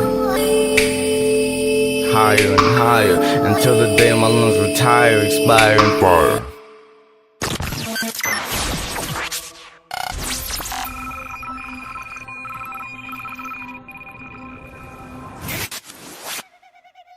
You already know who it is. It's your boy DJ Jesus Warhol. Hey guys, I appreciate it. I enjoyed the MLK episode.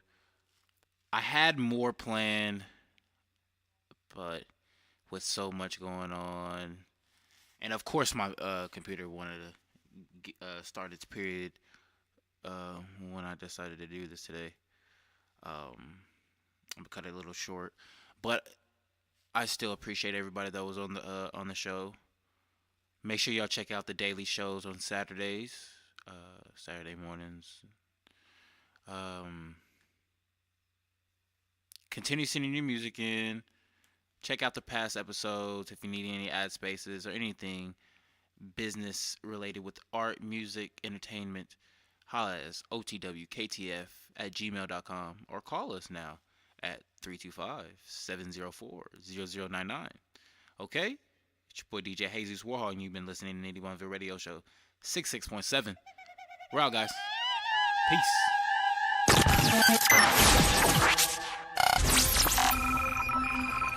Beer.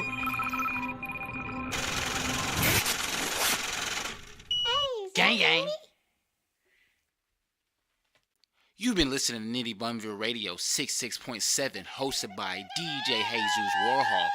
All of our sponsors are non-affiliated, except for the ones that are affiliated, so please do not hit my email up on that fuck shit.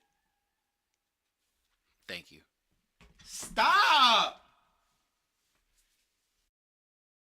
You're jamming with the hottest disc jockey.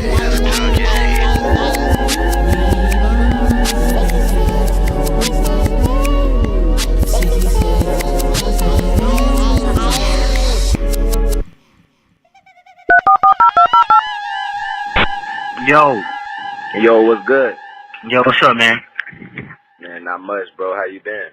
Been good, bro. How about you? Not much, bro. A little salty, Tulsa just took an L, Jack, so. Yeah, they taking it L, but shit, Keelan and shit, them niggas went up there 8, though. Nah, yeah, he did his thing, bro. I gotta do some critiquing points to him, so, but I feel like he had a good game. Yeah, he got a good game. Hit that one drop, that one key drop. Buzzing that. And then just the quarterback, the quarterback really too, they're not on the same page right now, and then I feel like he got to stay a little lower too on his when he's coming in and out of his breaks. I feel like he's a little too high, and it's kind of making him to where they're hanging on him too much. Like on that one where he had to drop, like the dude was hanging on him too much because he couldn't get his hands off of him. You know what I mean? So I look at all those type of things, bro. You know what I mean? That's just me. So. Yeah. Motherfucking wide receiver, that's that wide receiver talk. You know what I'm saying? Yeah, you already know it. So, you watched that's all you've been doing, just watching the game? Yeah, bro, I was at Buffalo Wild Wings for a little bit, and then my homeboy sent me like an app link, so, shoot, I just, you know what I mean, got on the app and just went to Walgreens, posted up, just been chilling, watching the game. You already know the other situation, why I'm going to the crib, so. Nah, I see. So, bro, did you get my alternative routes message? Yeah, I did. Yeah, bro, that's what I wanted you to, you know what I mean, if you could write something about that, man. About alternative routes? So just write something about alternative routes? Yeah. All right, I got you. That's gonna be my next topic. I got a few topics that I gotta that people want me to write about. So let me write that down real quick. Alternative routes. Marcel gave me one yesterday. Prison, right? Prison? Prison, yeah. But he was more so wanted me to relate it to how even though you might be in a physical prison, you know what I'm saying? Like, you can still be in prison, like, within your head, putting yourself in a box. You know what I mean? Mm-hmm. Okay. So you want me to read how I came with it? Yeah, go ahead. All right, hold on. Prison. We are all trapped in a prison. Either physically or mentally, it becomes a prism. Captive of worldly views, believing all the news. It's only so much time in a day, so don't let time slip away. Stuck in a daze, in a maze, this box is only a phase. Break the chains, make a change, because prison is a real thing. If you miss this, you'll see. So break the cycle, believe. Caught in your ways in a daze, this maze you run is not a phase. So come back to reality or wind up another prison casualty. Yo. Hold up. Yeah, you gotta snap on that one. Everybody gotta snap your fingers. Yeah. Yeah, that's deep, bro. Shit. Yeah, man, you could definitely tell you got something going with that shit, man. You just gotta stick with it. Cause that's how a lot of people can express that, but it's hard to write it. You know what I mean? Get it down from your thoughts and shit like that. You know what I mean? People would be too emotional hindering to captive like, you know, the motion and put it on the fucking put it on the fucking paper and shit. Like, you know, people can do it acting and people can do it like I'm saying, just normal day basis, you know what I mean? Just someone blowing up, you know, on someone else type shit, but being able to hinder that motherfucking energy and putting it on the paper, man, that shit hard. Or, you know what I mean, on the mic. Right. So, yeah, cause that motherfucking song that you did, man, yeah, all you gotta do is go over that whole back. I mean, nigga type shit. You could like either redo it or just keep it how it is just because the fucking word, like, you know what I mean, it kind of sound like it. But, you know what I mean? I had did another one too. That one was about my mama. But then like Kay gave me a word, she gave me unity. I wrote one about, bro, honestly, bro, I've been writing, like, I got so many different poems in my stuff now, bro, like, I'm on it, feel me? So, I wrote one, I'm in the process of writing this one. I think I might have to keep going, but this one is called Curveball. And, bro, how I got motivated for this one is, like, I was literally in the store, and this dude, I was walking down, and this dude was like, yeah, man, you know, life throws you curveballs sometimes. And I was like, yeah, I'm going to use that. You know what I'm saying? So, like, I started that off as my first line. I said, life throws you curveballs at times, makes it hard to survive. Are you ready for the ride? Lessons learned, that's the strength in you. You can become the greatest thing in you. So hold your head and stay true. You can do whatever you want to do, but make sure it's what you're supposed to do. Because he already said we were the chosen few. So just keep living, absorb the energy, learn your lesson. It's a blessing, all this testing. It's so much that we can do, but it's only you can stop you. So push through, stay true, and it's on you. I was going to keep going. So ultimately, bro, what you think you trying to do? Like, all right, like let's say you got 20 motherfucking of these hoes. Like, I got 20 right now, bro. So that's what I'm saying. Like, you just want to captivate these hoes until you eventually, like you until you find, like, that's what I'm saying. Like, am I gonna have to call you 20 times? Or that's what I'm saying. Like, you gonna get in the booth? Like, what you think you gonna be able to? I don't know, Jack. I don't know yet. I mean, cause it's still something that I'm not finished with, but like, it's some that I feel like are, like, some real ass shit. You know what I'm saying? Like this one right here. Like, okay, hold on, let me read this one. All right. Everybody wants to be rich, rocking the fresh kicks, designers, and new fits. People do as they wish, so the taste is rather swift. Caught up in facades, praying to false gods, completely missing the mirage. Looks can be deceiving, oftentimes misleading. They say fake it till you make it, but a lot of people really can't take it. This life is an uphill battle. People think money changes things, forgetting how far they travel. Soon enough, they unravel. The concrete turns to gravel. Your true identity never leaves, so if your foundation is faulty, you will continue to remain salty. Money is nothing without self-love and happiness.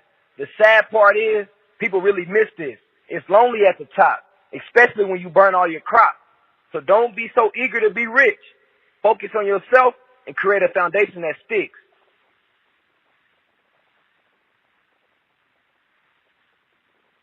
Yeah, you gonna be going over some niggas' heads, man. Right, you hear me? Because a lot of that shit, I know, be going over people's heads.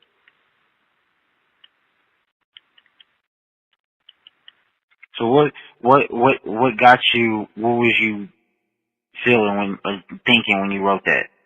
When I wrote that one? Yeah. Honestly, bro, like, I was just thinking about, like, my own struggles, like, you know what I'm saying? Like, me wanting money myself, and then I just started thinking, like, bro, like, it's really all a mirage, you know what I'm saying? Like, everybody really is just caught up in all this fakeness that's portrayed through social media, you know what I'm saying? But at the end of the day, that's really not what it is, you know what I'm saying? So you think this person has all this money, and yeah, they might have all that money, and they might show that they got the nice car and they got all this other kind of stuff, but at the end of the day, they hurting inside, you know what I'm saying? Or they really not happy, you feel me? So it's just like, you know what I mean? Just, you know what I mean? Just letting people know, like, look, bro, it ain't really all that what it is. Like, looks can be deceiving. That was really the I guess you could say the main part. Looks can be deceiving, bro. But I just titled it Rich, you know what I'm saying? Because that's when I said this life is an uphill battle. People think money changes things, and they gonna forget how far they traveled. You know what I'm saying? So, and you see that happens all the time. You know what I mean? People get money and then forget where they came from. You know what I mean? And then when they do that, they unravel and they turn like concrete into gravel. You know what I'm saying? And then I'm basically saying your true identity never leaves. So the person who you always are, it never leaves. So if your foundation is not up to par, you know what I'm saying? So if your foundation is faulty, like you're going to continue to remain salty. You're going to continue to have all these problems going on in your life because your foundation is weak. You know what I'm saying? The substance of which you stand on is trash. You don't have no foundation. You don't have no solid ground to stand on. You don't have no morals. You know what I mean? So, and that's why I was like, money is nothing without self-love and happiness. You know what I'm saying? Because if you don't love yourself, it don't matter. I can love my girl all I want. You know what I'm saying? But if she don't love herself, it don't matter how much love I give her. You know what I mean? Mm-hmm. And then I was just like saying, like, that's the sad part because people really miss that. They miss this whole concept. And I was saying it's lonely at the top, which it is. And I'm saying especially if you burn all your crop, you burn all your seeds that you done sowed. You know what I'm saying? You burn all your bridges. Yeah.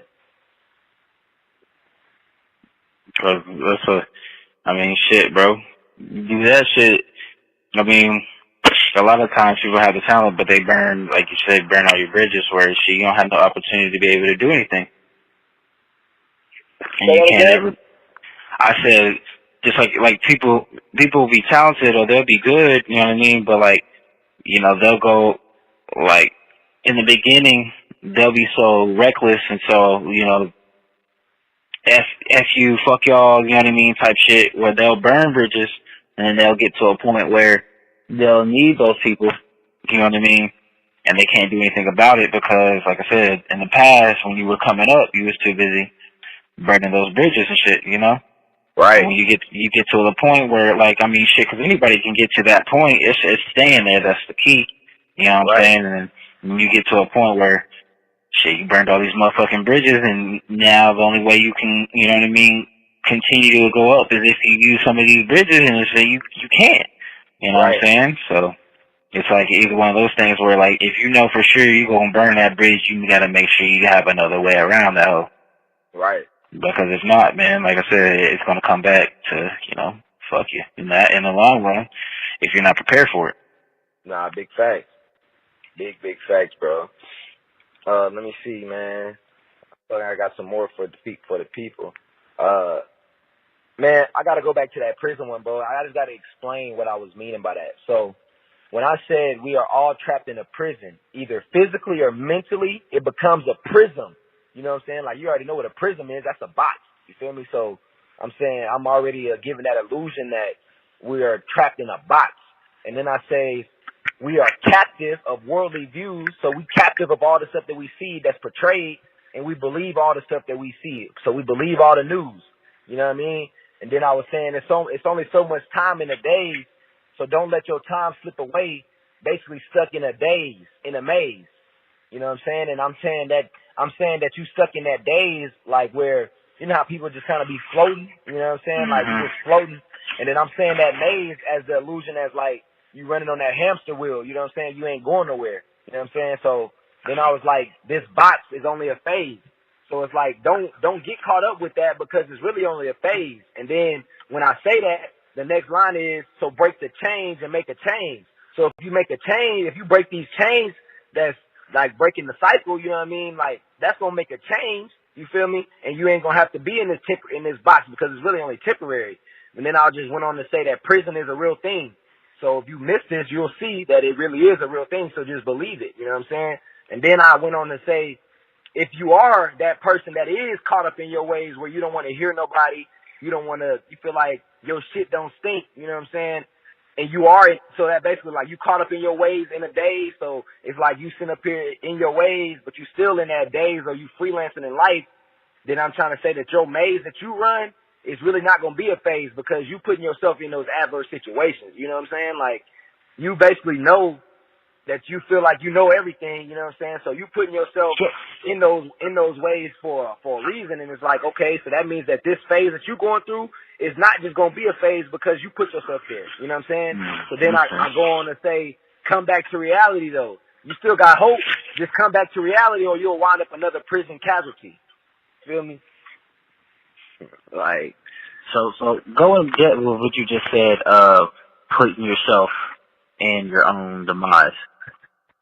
So what you can do is it can even be as small as the negative stuff that you tell yourself. Hey man, I can't do this. Hey man, I'm tired today. Hey man, I feel sick today. Hey man, I don't know.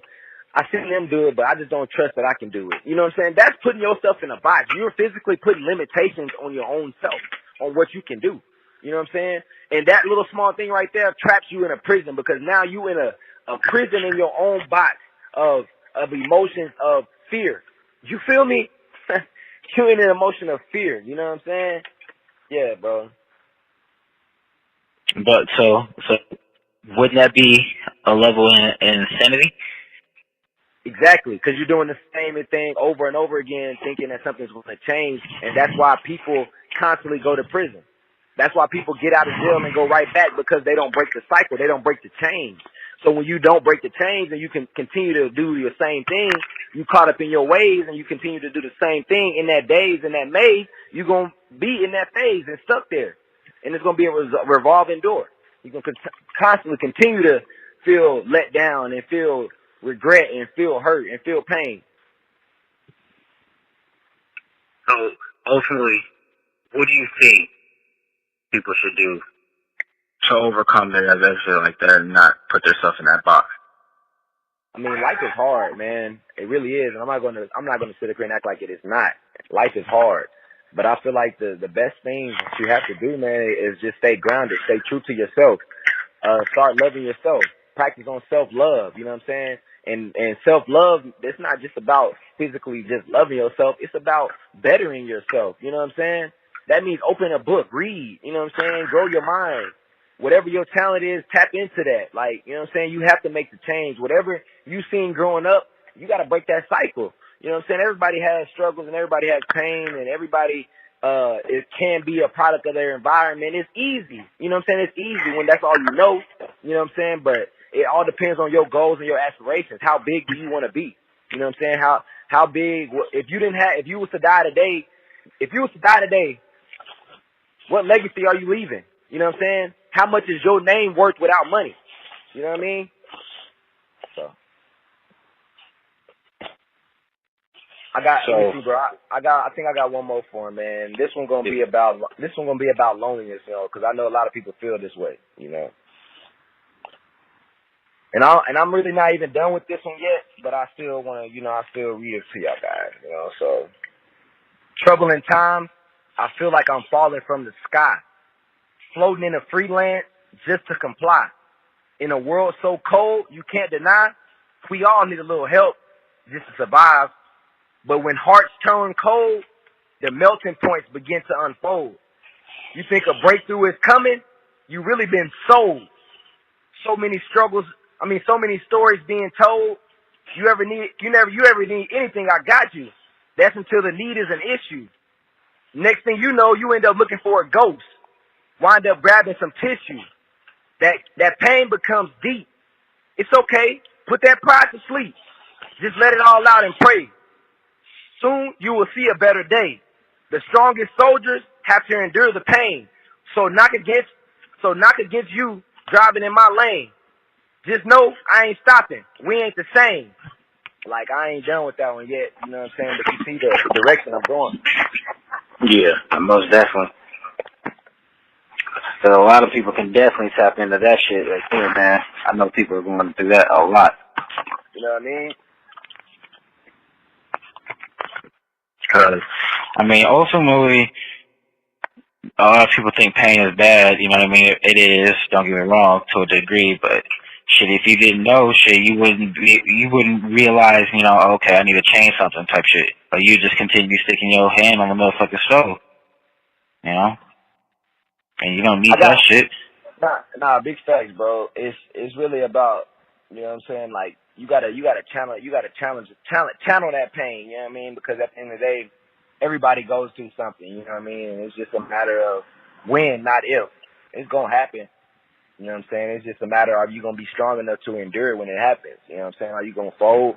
and complain about it, or are you gonna attack it head on? I mean, most people I would encourage to attack it head on, you know what I mean, because nothing comes from just being stagnant and being lazy. That's in the Bible, you know what I'm saying? For it said we gotta go out there and go work, you know what I'm saying? He told us not to be lazy, so you gotta do that part, you know what I mean? And I mean that's all. That's what's gonna happen, because at the end of the day, like I said, struggles are gonna happen, but you just gotta endure it, because everything takes time. And speaking on takes time, I got a cliffhanger. Doing what we can or what we like is not always right. Dream big because it's all right. What's not right is not to fight. Struggling all night is fight or flight. So get your mind right. Stop trading your time. Invest your time. Build your mind. Find love divine. Because all things take time. So ultimately, what are you trying to get across with that message? Man, I'm trying to tell you that things take time. It's okay to have big dreams, like dream big. It's all right. But what's not right is for you to just roll over and not fight. That's what's not right. For you to lay down and for you to not dream big, for you to dream small dreams. You know what I'm saying? People that dream small dreams got small aspirations, and they gonna have small things. You know what I'm saying? Like the world is big, man. You can go get whatever you want and need. You know what I'm saying? And we all struggling all night because it's fight or flight. You know what I'm saying? Everybody's out here in a fight or flight mode. You know what I'm saying? I'm either gonna have to fight or I got to do whatever I got to do to stay in flight. You know what I mean? So get your mind right. Be prepared for that. You know what I'm saying? And stop trading your time. Stop trading all your time at these long-ass jobs and shit that don't pay you nothing. Invest your time. Invest your time into your mind. You know what I'm saying? Invest your time into your grind. Invest your time into your family. You know what I mean? Like, invest your time. And then when you find love that's divine, yeah, everything else is going to fall into place, because all things take time, you know? So can you go in depth a little bit more? Like, why? All right. So I'm gonna play devil's advocate. All right. Yeah. I agree. You're right. I should invest in my time, but when people feel like, you know what I mean, people get stuck in a cycle where they're like, bro, I gotta pay for this and this and this, and I gotta eat and I gotta do all this shit. So the only way I'm gonna be able to do that is if I not take a risk and I sacrifice my time. You know what I'm saying? I go work 45 hours for $400, $500. Right. Like you get what I'm saying? Because they're not in the long run. They don't see. Yeah, everyone can look and be like, all right, well, if I quit my job and in 4 or 5, 6 months or whenever, you know what I'm saying, I can be able to make double off less time just because I do little certain stuff here or there.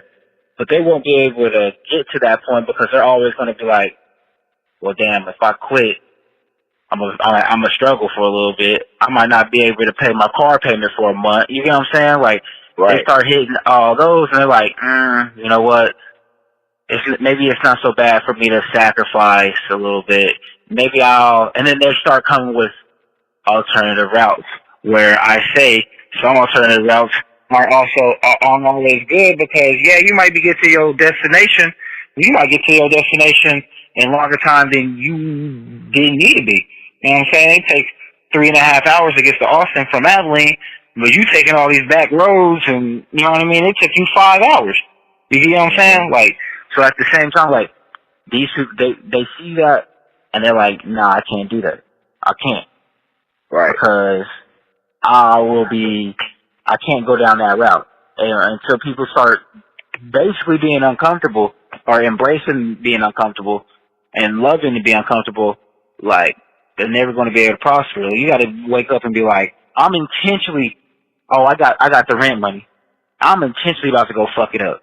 Not seriously. You get what I'm saying? Like, I'm not saying a week before fucking rent's due, you go get that motherfucking money and go try to make a quick flip off that shit.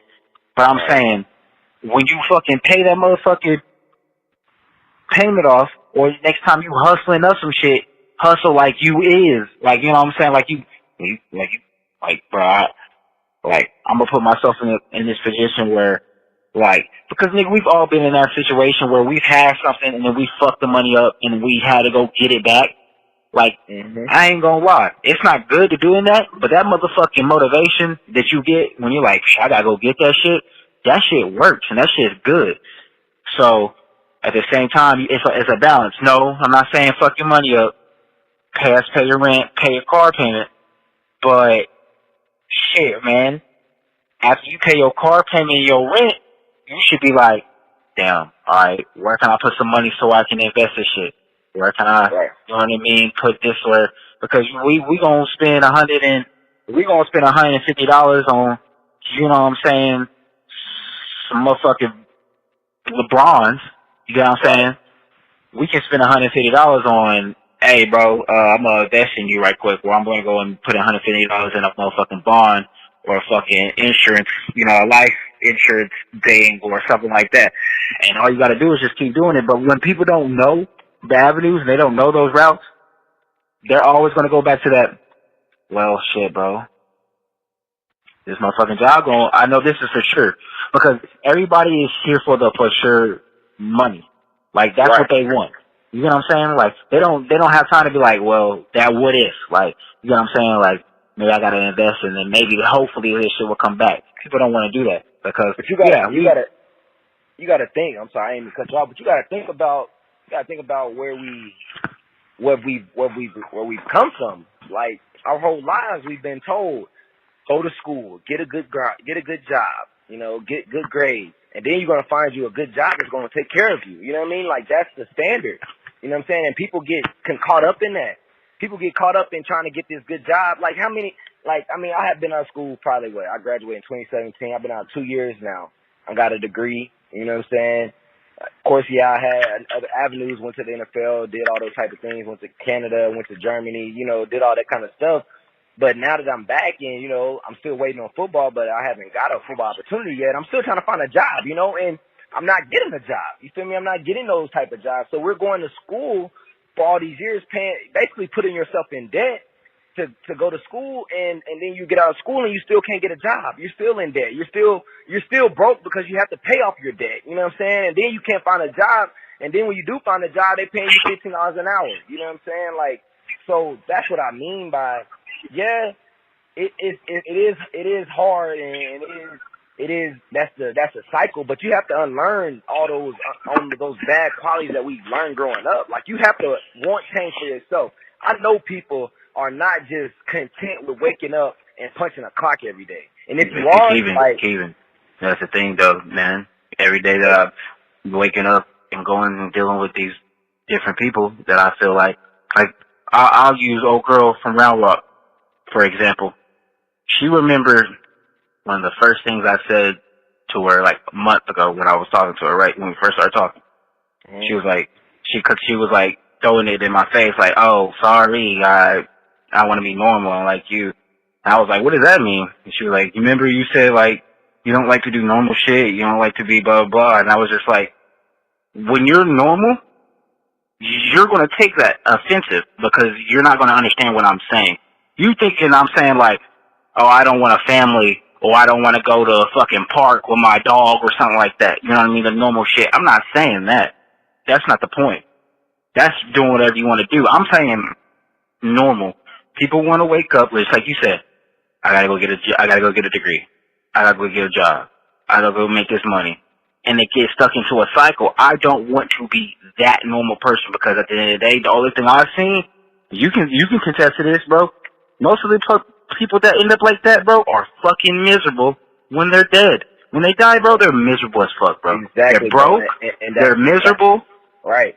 Worrying about it, thinking that they got a life insurance policy from their job that's not there. It's really not there. You get what I'm saying?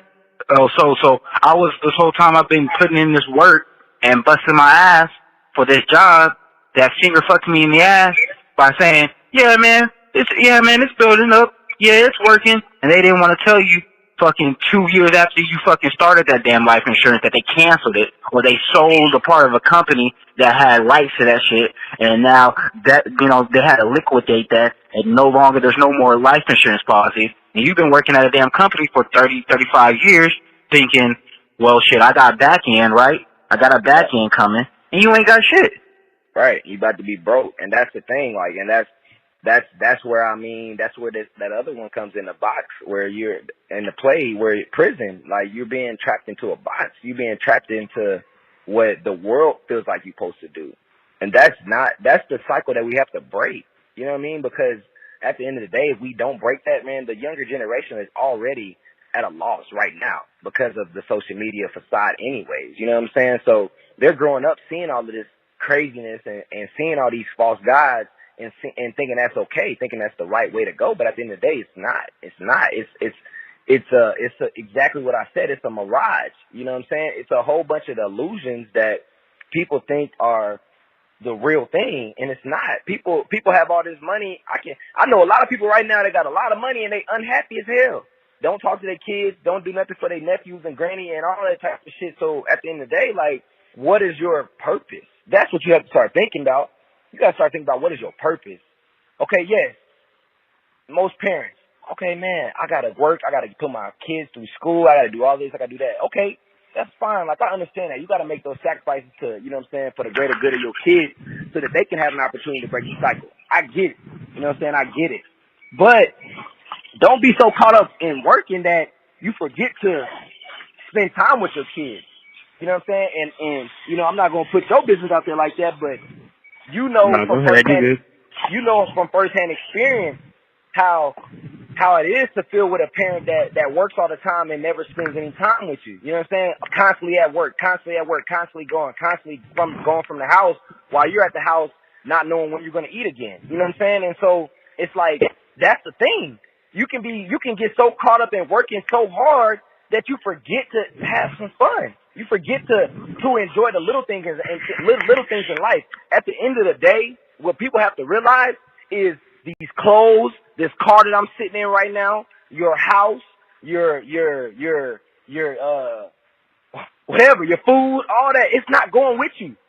When you could pass on to this next life, either you going to hell or you going to heaven. When you pass on, these worldly things are not going with you. So what legacy are you leaving? Are you going to leave a legacy that I worked so hard that I couldn't even take my daughter to the movies? I couldn't even take my daughter to go get her nails done. You know what I'm saying? Are you going to work that hard to where you forget that you have a family? That's where it is. That's where I'm at, bro. Like, I'm not going to do that. Like, I grew up seeing my mama working 2 and 3 jobs and having men in the house where they wasn't taking care of nothing. I have to break that cycle, bruh. So I'm doing everything in my power right now to expand my mind so that I can find other avenues to make money, because me working from somebody is I'm not okay with that, bro. That's not the wave in life, bro. That's not me going and punch a clock to make somebody else's business flourish. That's not okay with me. Why can't I be the one who reads some books and expands my mind and then figures out a way to go open up my own business and have my own business flourish? You know what I'm saying? Like, that's what people have to start thinking about. Quit putting yourself in a box. Stop captivating your own thoughts and minds by limiting yourself. Expand it. Dream big. You don't have to just work at a normal 9 to 5. You don't have to do that shit. You can if you want to. You know what I'm saying? If you want to just live a regular life, you got to start asking yourself questions like, damn, if I wanted to take a paid vacation, it's crazy. I was listening to this damn audiobook, man, and dude said, yeah, I asked this guy, yeah, so if you had all the money in the world or whatever, like, where would you go? This man said he would go to California. And that's crazy. It's sad. It's sad to hear that, because nigga, I could come pick you up, nigga, next week, nigga, and we could drive to Cali, nigga, and go there and come back. Like, that ain't shit. You feel me? Like, nigga, we doing that, and I'm doing that off of a fucking $10 hour part-time job. Like, nigga, what? So you're limiting yourself by saying that you just want to go take a trip in Cali because your sister lives there and you've been wanting to go for the last 10 years, but you haven't went. Like, no, that's a problem. And where was he from? I don't even know where he was from, bro, but that's a problem. Like, you know what I'm saying? Like, that's a problem, and that's not just him. Like, that's everybody in the world that thinks like that. 98% of the world thinks like that.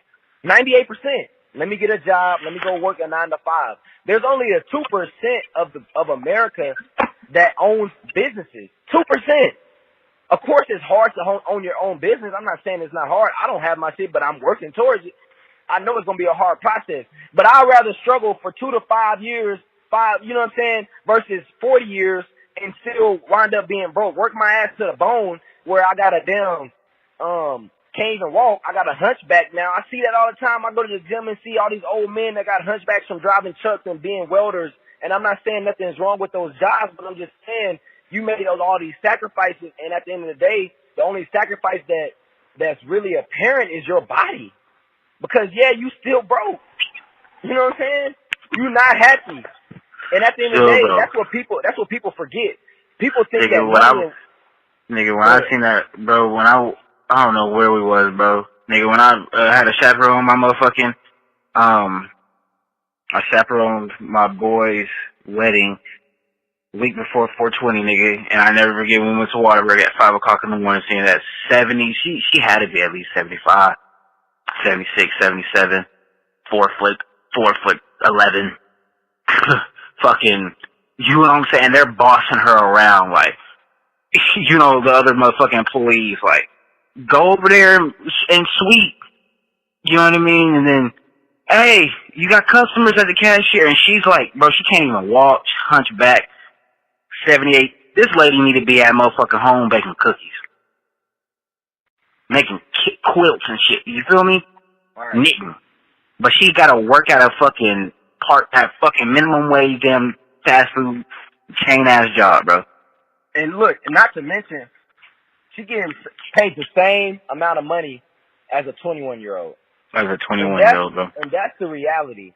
I will be damn if I'm fucking 50 years old making the same as a 20-year-old, 19-year-old. You got me chopped, bro. Like, I'm not going to be doing that. And that's what people forget, bro. People think that money and wealth is the same thing. It's not, bro. Money and wealth is not the same thing at all, bro. Because wealth is measured by time, dog. So if you was to quit your job today, how long would you be able to live your lifestyle the same way that you live it until your money runs out? That's wealth. That's you know wealth. That's wealth. And a lot of people can't do that shit, bro. You know what I'm saying? That's a couple wealth. weeks. That's wealth. Money is what you punching the clock. You getting a set amount of paycheck every week, and you depending on that. You depend on that money. You know what I'm saying? That's money. Wealth is so much different. It's measured by time. You know what I'm saying? If I quit my job right now, I'm fucked.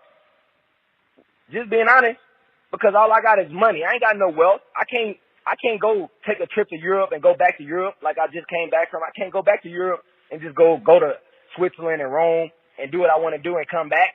That's wealth. I can't do that right now. You know what I'm saying? And that's what people don't realize. And bro, like, until we get to this point, because I keep, you know what I mean? I don't want to keep harping back on an old girl, but, you know what I mean? Just, yeah, she was like, yeah, I want to live in a big ass house, and I got to be rich in like the next 2 to 3, 4, 5 years, and blah, blah, blah, blah. And I was just like, you know, I didn't want to bring it up, but I was just like, shit, no, I feel you. Like, that's the same shit I'm on. Shit, I'm thinking about, shit, asking my cousin, like, what's up? Let's go have something on a motherfucking store. And then she was just like, shooting the shit. Now, that's a lot of work I would have to do, though. You know, I'm not trying to boast about this, and, you know, I'm just trying to, you know, everybody want to just make the cash and sit back and just look at the shit and look at everybody work. And that's not how that shit fucking operates, man. You're going to have to motherfucking grind and go get that shit at some point. Right. And everybody can keep talking about what they want and how the fuck they want to do it.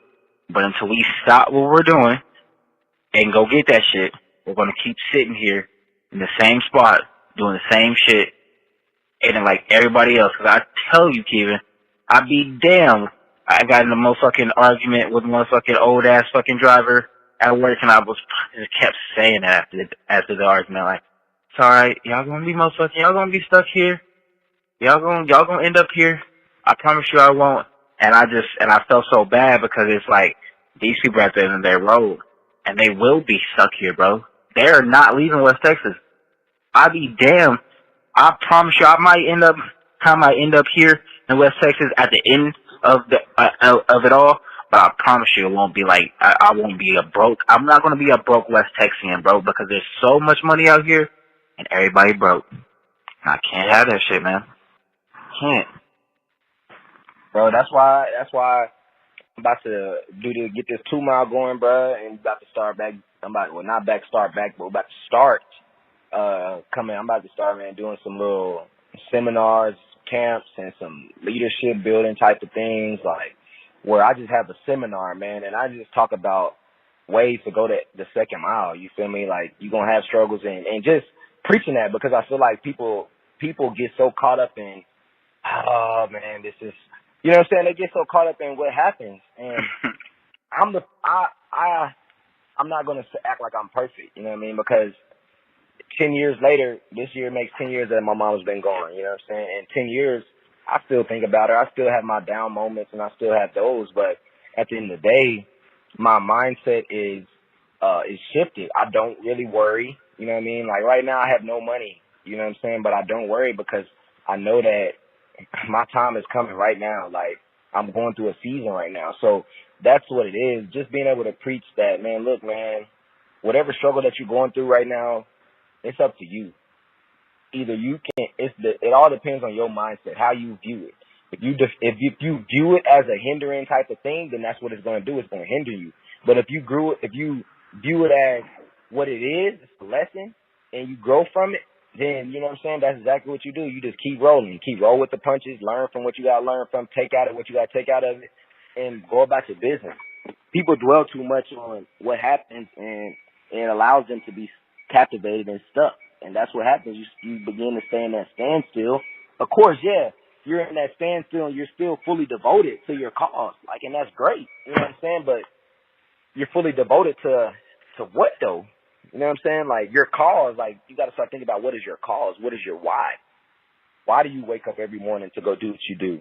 You don't wake up every morning to just go punch a clock. You know what I'm saying? Like, you got to think, like, people got to start thinking about, I'm bigger than whatever job defines me. Because I heard that too, like, and it's crazy because I fell victim to this. People ask that all the time when you're just like shooting the shit with people, like, hey, like, what do you do? You know what I'm saying? And people always say, oh, I'm an accountant, or I'm a doctor, or me myself, oh yeah, I play football. You know what I'm saying? And it's like, you're defining yourself by that job, by that feat or whatever you're doing. But at the end of the day, I want to be able to, when somebody asks me, what do you do? Oh, man, shit. What do I do? Man, I travel to Europe. I go play with my kids. I go play basketball on Mondays. Like, you know what I'm saying? That's what I want to say that I do. I'm not defined by my job. You know what I'm saying? I'm bigger than my job. I'm bigger than that, because I'm a person, and you only get one life to live. So if you just spend all your life just building up somebody else's career, now, don't take this wrong, because I do feel like that you have to invest into other people. You know what I'm saying? You have to invest into other people's careers and stuff like that. But I'm looking at it from the standpoint of working your ass off 50, 60 hours a week for a company that doesn't really give a shit about you. And if he had a choice between him and you, shit, you already know you're a fool if you think he's gonna pick you. You know what I'm saying? So that's what I mean. What is your cause? What is your why? Why are you doing what you do? And if you can't answer that question, then hey, you need to check it. To see, you need to find a new direction. It's never too late. It really ain't. It's never too late, but you got to see, do you want to be that 60, 70-year-old person working? That's just the real question you have to ask yourself, and I don't. So I know my answer, so I know what steps I need to take, and that's expanding my mind. You have to work on self. In order for change to happen, you have to work on self first. But see, here, let me ask you that, because that's another thing people have a problem with. How do people, going back to the, you know what I mean? Oh, damn, shit, I got bills and all this shit. How do people work on themselves and avoid worrying about other people too much? You know what I mean? Where it's hindering their process and, just the whole overall of just, bills and shit like that. How do people just go, you know what I mean? I gotta take this time to just heal myself. So I gotta take this time to just work on me. I mean, you gotta ask your question. You gotta ask yourself that question. So if I'm not happy, I have no happiness. What good is that? Who am I good to? You feel me? Because people, you see those people all the time. Walk up to them, you be like, hey, how you doing? Fine. You know what I'm saying? And it's like, damn. So that's the thing. It's We've like, all been there. Right, we all have. So it's like, that's a mindset. Do I want to sit here and allow everything that I have going on? Do I want to wear that on my sleeve and, you know, allow people to see that? Now, at the end of the day, it's hard. You know, it is. Life is hard, like I said, and it's hard to try to focus on yourself when you have kids and you have all of this and you got a husband that's not doing anything. Like, I know that. Like, I don't have those type of things, but I know that it's hard, you know? And so I'm not going to just act like it's not. But at the end of the day, like I said, you have to know what you want out of life. And if you don't want just to be paying bills and not have any happiness, you got to ask yourself, damn, for all these people that's listening to this, when was the last time you went out on a date? Or when was the last time you took yourself out? How you doing? Well, took yourself out and got your nails done or did anything for yourself. Like, you got to still live for yourself, because if I have kids and I just got fired, forget this. You know personally, Brian, you know what I'm saying? So your daddy had these struggles within himself, you know, whatever. Mm-hmm. I'm not going to put him out there, but, you know, he was angry or whatever. So what does he do? He comes home and takes that anger out on you.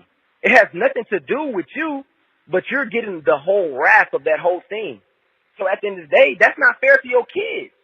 And a lot of parents miss this. A lot of parents don't see this. They don't see the pain that they're doing because they're allowing themselves to continue to just, all right, I got to make these bills. Damn, my fucking boss is pissing me off, but I'm too scared. I'm too such a sick and shit that I don't want to stand up for myself, you know? And so that's why I told myself I couldn't couldn't do that, man. I can't take it out, and I'm already bad with that as it is, shifting negative energy to other entities. Exactly. It's a spiraling effect, bro. One thing affects another, just like everything else in life. Mm-hmm. And I just feel like that's just one thing, and that's probably where I get it from. But I just told myself I couldn't, no matter what. I can't, because I've seen this from, you know, years back, man. I can't get mad. I can't bring home my anger from work. I just can't. That's why I lash out at work. I've always been like that. I've been like that since I was young. That's the reason why I've lost so many jobs how I have, because I can't. Most people have been like, all right, yes, boss, okay, and go home and get mad at their dad or whoever they fucking see outside of work. And I just can't have that shit. I can't be that guy that sits and be like, call my cousin. Yo, what's up, kid? Man, guess what this fucking driver did at fucking work? I can't be that guy. And I refuse to be that. You know what I'm saying? So I might have a bad time of, you know, not, you know, being a negative Nancy and shifting it to other people at a lot of things and for a lot of things, but for my job, it's not one of those things, because I've seen it. And that shit sucks. And because I was always like, why don't you have that fucking same energy with your boss or with the person, with that secretary or the driver or whoever the fuck? Because a lot of people don't want to do that because they're so, like, going back to the cycle thing, going back to the fucking, you know, not wanting to, you know, jump outside the box. Hey, if I fucking get fired right now, how am I going to pay for that fucking $575 fucking car payment? You see what I'm saying? Hey, you know what that does unintentionally? And people gon' hate to hear this, but what happens is it's basically just modern day slavery, bro. You become a slave to your job.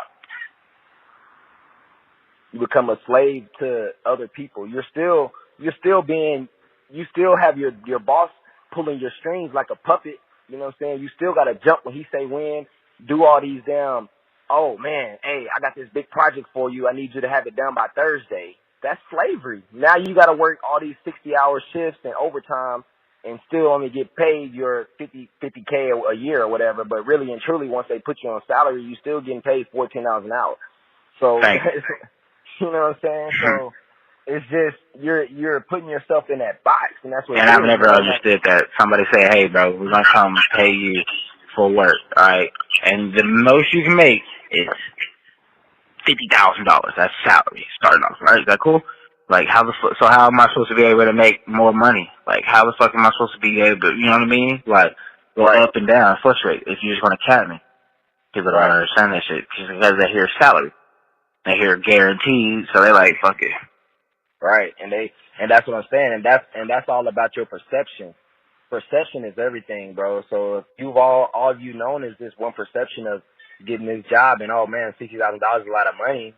You still struggling. You still broke. You still not making it. You know what I'm saying? Like in this world that we're living in now, bro, they making it, especially for black people. You know, I don't like to use the race card, but just being real, they're especially putting, you know, they're making it hard for black people, but they're making it hard for everybody. So if you don't have certain things and you're trying to just work in these businesses for other people, like, man, for a couple of years later, man, it's gonna be rough for a lot of people out here, man. And I mean, it's up to you to decide if you want to continue to be a slave to another man. You know what I'm saying? Do you want to be a slave? Do you want to be put in a box? Do you want to be limited as to what you can really do? Okay, I got paid vacation, whoop-de-doo.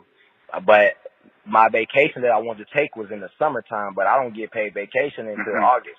So I can't really do what I want to do. I can't go to my family reunion that hasn't happened in the last 20 years. We haven't had a family reunion, but it's only time in June, and I can't use my paid vacation until August. Like, you're telling me what you can and can't do because you're a slave to your job. Because I need this job, I need this money, and I know people do, because without money, you know, you would be struggling out here. You know what I mean? Harder than what you already are. So I get it. You know what I'm saying? I get why people stay complacent. But how long do you want to be complacent? How long do you want to stay stagnant? How long do you just be like, okay, man, like, I know there has to be better. Like, I know people want better. I know people want more. I know people are not just content with just making this little whatever. That's why people hate Mondays. You feel me? Oh, fuck, man, I got to go to work on Monday. Damn, it's already Sunday. Damn, the weekend went too fast. And they look forward to Fridays because, oh, yeah, it's the weekend. Turn up, turn up, turn up. So you're not happy. You're looking forward to, you hate Mondays because you don't want to go to work, and then you push through the rest of the week, and then Friday come, now you turned up, you getting drunk, you smoking your cigarettes, you drinking your Heineken, you doing all that you want to do, you know what I'm saying? But why not make a decision to where you can do that whenever you want to do? You know what I'm saying? Whenever you want to do that shit. You don't got to be limited as when you can actually enjoy yourself and unwind and spend time with your kids. That's why family time is so important, because people don't get it because they so caught up with their jobs. They're being a slave to their job, bro, and I don't want that for my family at all, bro. So I'm going to break. You want to know how many motherfucking times we ate as a family, bro? 0. Like, no, I'm not going to. It wasn't that bad. No, but seriously, bro. Like, out of all the times, like, I can just remember, like, maybe like only on family reunions. So you can only say that Thanksgiving. Well, when Granny was still living, Thanksgivings, when, you know what I'm saying, everybody's coming to Abilene. So that was once a year. So we're talking about that family right there. So our whole family, rarely, right? And then my family. So that's what I'm saying. That's where we come from. So that's not even talking about our immediate family. You know what I'm saying? Exactly. I'm talking about our whole entire family. We've ate together at family reunions, which, like I said, since then, it's been 10 years. We've only had 2 family reunions since they've been gone. So that's 2 times, and that was it. And then I guess you can call all of Aunt Linda's Sunday dinners. You know what I'm saying? I guess that's puts us at a growing rate of 8. You know what I'm saying? And then what? You got the other years before they passed away. So the first 14 years of my life, you could say once a year. So 14. So that's 14 more times. So what? We 14 plus 8. What's that? What? Fucking 20. What is it? Yeah, 14 plus 8. That's 22. Yeah. Like 14. 22 times that I can remember. 32. 32. Yeah, my bad. 32. That's 32 times that I can remember out of my 24 years of living that we ate together. And that's how many days in a year? So we've only ate 22 times, bro. That's it. How many hours that's been?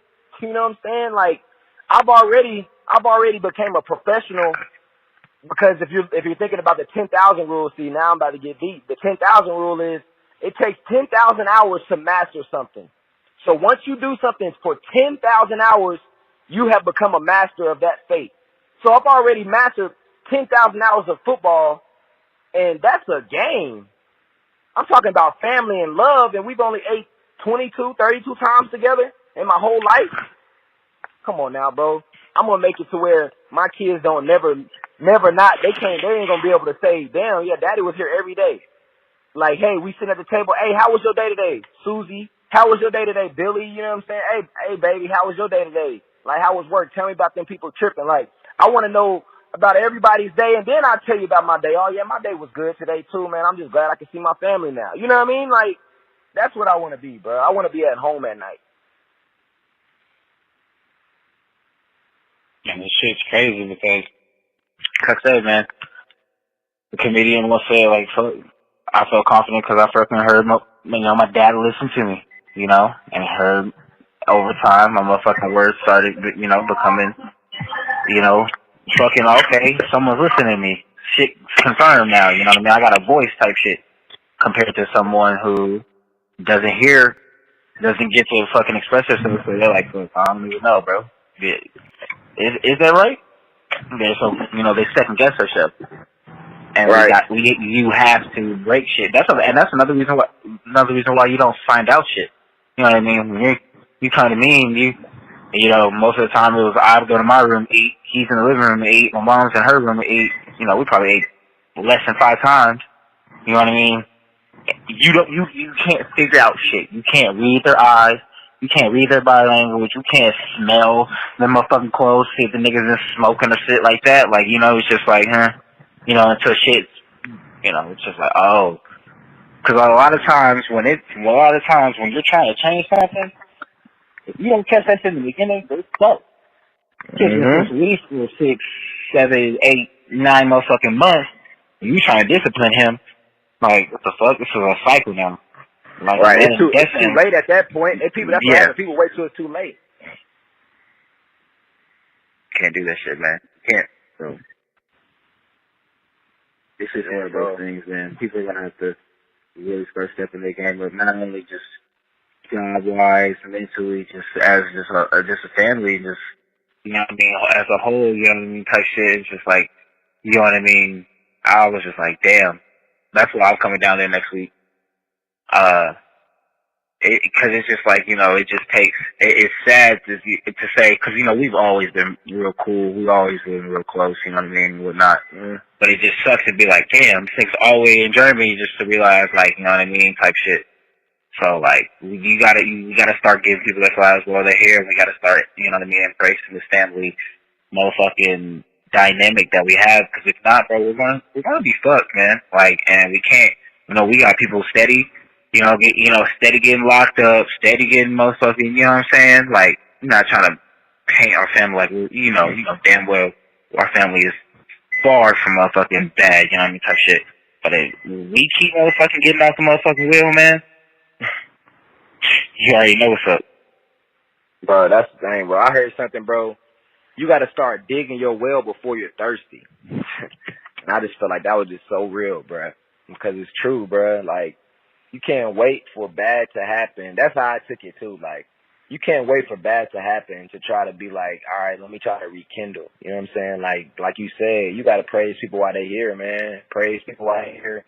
Give the love. Like, bro, that's what it's about, man. It's about love, bro. That's what God said. Love your neighbor like yourself, and then you can love self. You know what I'm saying? Like, that's what you're supposed to do. If you got to love everybody. You know what I'm saying? And people miss that feat, man. And so, I mean, once you love everybody and you giving that self-love and you know what I'm saying, you doing right by people, like, that's what it's about. But you being a slave to your mind and being a slave to all of that, man, it's just no good, bro. There's no gain from that, man, like, at all. Man, yeah, but I feel like that's enough for that rant, bro. We got some more, a lot of more hot topics coming at you for sure. And I know that I got so many stuff that I'm working on right now, and you just gave me some more motivation, alternative routes. You know what I'm saying? Send me some other ones. Honestly, what's another one based on what we're talking about? What you think that I should write about? The alternative routes, that one's gonna be real good for you. You also can you can hop into some shit like just, I know it's probably gonna say cliche, but try to figure out I'm gonna go more in depth than just family. All right, do just connections. How about that? Connections. We all need connections. Some connections are bad. Some connections, you know what I mean, only are good. Some only meant to be used for, you know what I'm saying. They're like fuck plastic cups, you know what I mean, or plastic bottles is one-time use. Some you can use them shit over and over. Nah, big facts. Well, yeah, bro. Man, Monday we should do this again. Monday or tomorrow, or Monday, probably Monday morning or something, or whenever. I got you Monday. I'll have this one done. I'm gonna talk about connections and alternative routes. So I'm gonna work on those tonight, and I'm gonna have those done for Monday. Most def, man. Well, yeah, bro. Well, man, hey, man, follow me on Instagram, Keeve2, Snapchat, Keeve2. Twitter at Kevin Lucas, Facebook at Kevin Showtime Lucas. Man, we trying to just bring positivity, man, and positive vibes, man. It's enough negativity in the world that, we just trying to speak the truth, man, and speak our truth. You grow through what you go through in life, man. Everybody has different struggles, man. Everybody has different stuff that they have to go through, man, and no one body's struggle is greater than the other. You know what I'm saying? I done been through the ringer, but I'm not gonna say that my struggle is different from yours because you're going through something different than what I am. You know what I mean? So at the end of the day, embrace your struggle. You know what I mean? Hold on to it because you're gonna learn a lesson. Every struggle is a lesson, and it's only gonna bring a blessing. So just stay humble, man. Stay hungry and stay patient. I'm gone. Yeah, I know what it is, man. It's your boy DJ Jesus World here on the NittyBumVille Radio Show. Y'all go follow us on the motherfucking social media, OTWKTS, Twitter, Instagram, all that good shit. Y'all go follow Kevin. Appreciate you, Sam. I'll holler at you, bro. All right, bro. Tap in. Stay. You already know, man. Love, man. Gang, gang. Beer.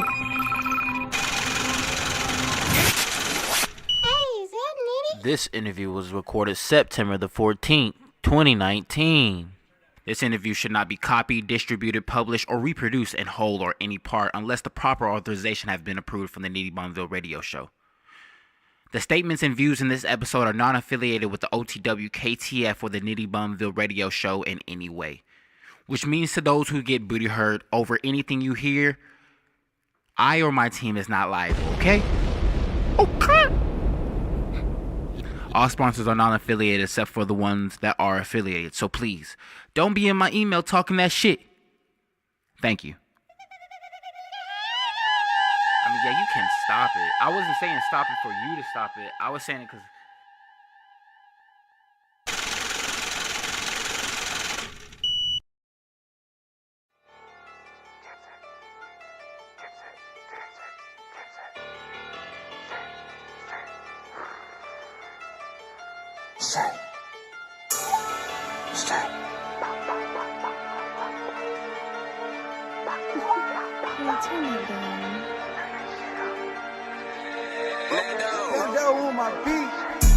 Penny picking, pocket watching, broke ass hoe. You can't be my bitch, your gate price is way too low. Bitch, I come from the trap, yeah, I sold food. If you need to pack the Tesla, nigga, I can show you. Got a bad bitch riding with me, she gon' get a low. And I'm tryna gang this bitch up right now, so she going hoe. All bets on me, nigga, this ain't no 10 to 4. And I got 3 bad bitches, all I do is pick and roll. Real trap, nigga, I ain't never had no 9 to 5. But I was 15 at that Wendy's drive-thru trapping with my 9.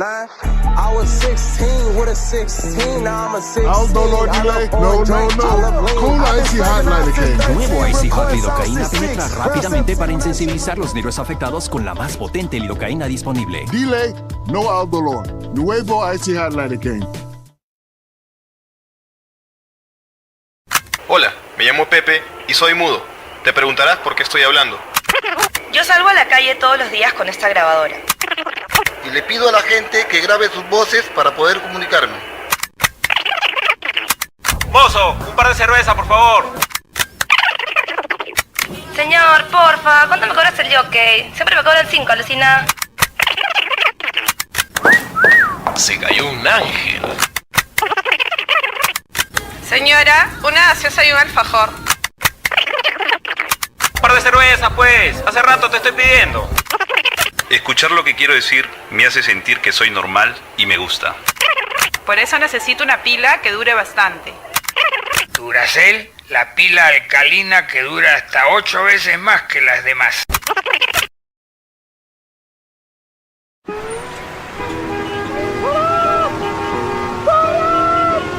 Steven zijn al te laat! Ja, daar het plaats! Ja! Oh, ik gemist! Weg, piraat! Hoeveel? Voor een uur? Hier, een euro! Oh. Laat je stress thuis. Neem bus of tram als je naar de stad gaat. For nearly 100 years, Girl Scouts have been selling cookies and learning important business skills.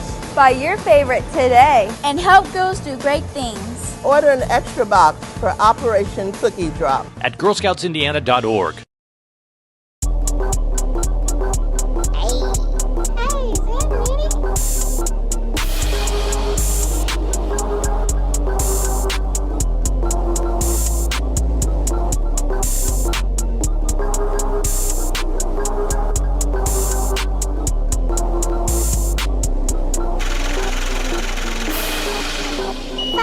Nitty B on the track.